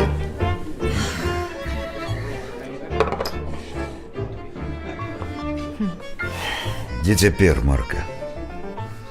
Не ведаю. Калі вы прыйшлі да нас упершыню, гаспадыня папрасіла мяне пазваніць яму і сказаць, каб ён болей не прыходзіў, не званіў ёй, пакуль яна сама не аб'явіцца. Калі адкуль вы яму званілі? Вы гаварылі з ім асабіста? Не. Я патэлефанавала Феліксу, афіцыянту з бара «Покер Дас» на вуліцы Дуэ. І што, Марка не аб'яўляўся? Не. Яна страшэнна нервуецца. Яна старэйшая за яго гадоў на 20 і падазрае, што ён падгульвае. Грошы ў яго? Не ведаю. Але ён прыходзіў таго дня, калі забілі месье Луі. А якой гадзіне? Каля 5. Яны зачыніліся ў яе ў пакоі. А гаспадыня заходзіла ў пакой Турэ? Магчыма, я не звярнула ўвагі. Ён Прабыў у яе прыкладна гадзіну і пайшоў, я чула. Хто-небудзь з вас звязваўся з ім пасля па просьбе гаспадыні? Не. Яна чакала, што за намі будуць сачыць. І што тэлефон могуць праслухоўваць, таксама падазравала. Так. Ёй палец у рот не кладзі. Я яе не надта люблю. Але ўсё-такі мне яе шкада. Яна шалее праз яго. Гэта ўжо хвароба. О, Лапуэнт. Калі прыйшоў Лапуэнт, яны ўжо спакойна гаманілі аб нейкіх драбніцах. Ён сеў, не падымаючы вачэй на дзяўчыну, яна ж разглядвала яго, усміхаючыся. Зараз ты адвядзеш гэтую прыгажуню ў які-небудзь ціхі гатэль і здымеш 2 сумежныя пакоі. Шукай непадалёк. Калі ўладкуешся, патэлефануй. Глядзі, каб яна ні з кем не сустракалася і не выходзіла з нумара. Не сумнявайцеся, шэф. Калі Лапуэнт з Арлетаю выйшлі з бара, камісар усміхнуўся. Нельга было зразумець, хто каго вядзе. Гэтак Лапуэнт заглядваўся на дзяўчыну.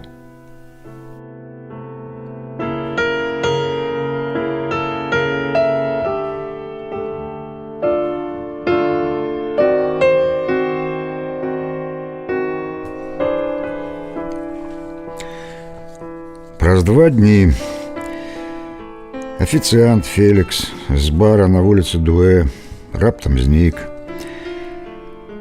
Знайшлі яго на кватэры ў сябра.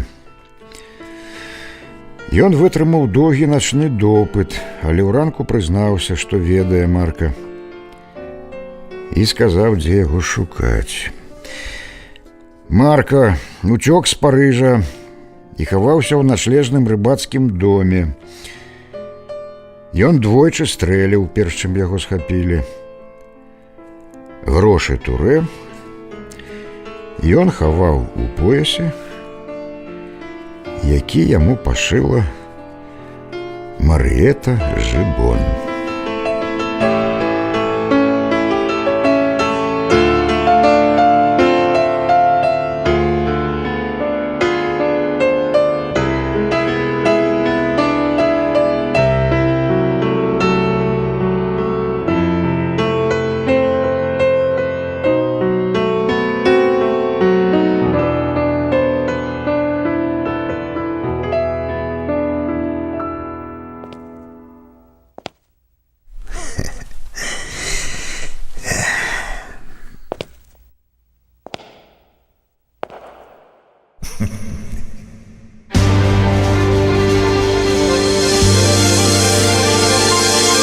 Радыёсерыял «Мегрэ» і «Чалавек на лаўцы».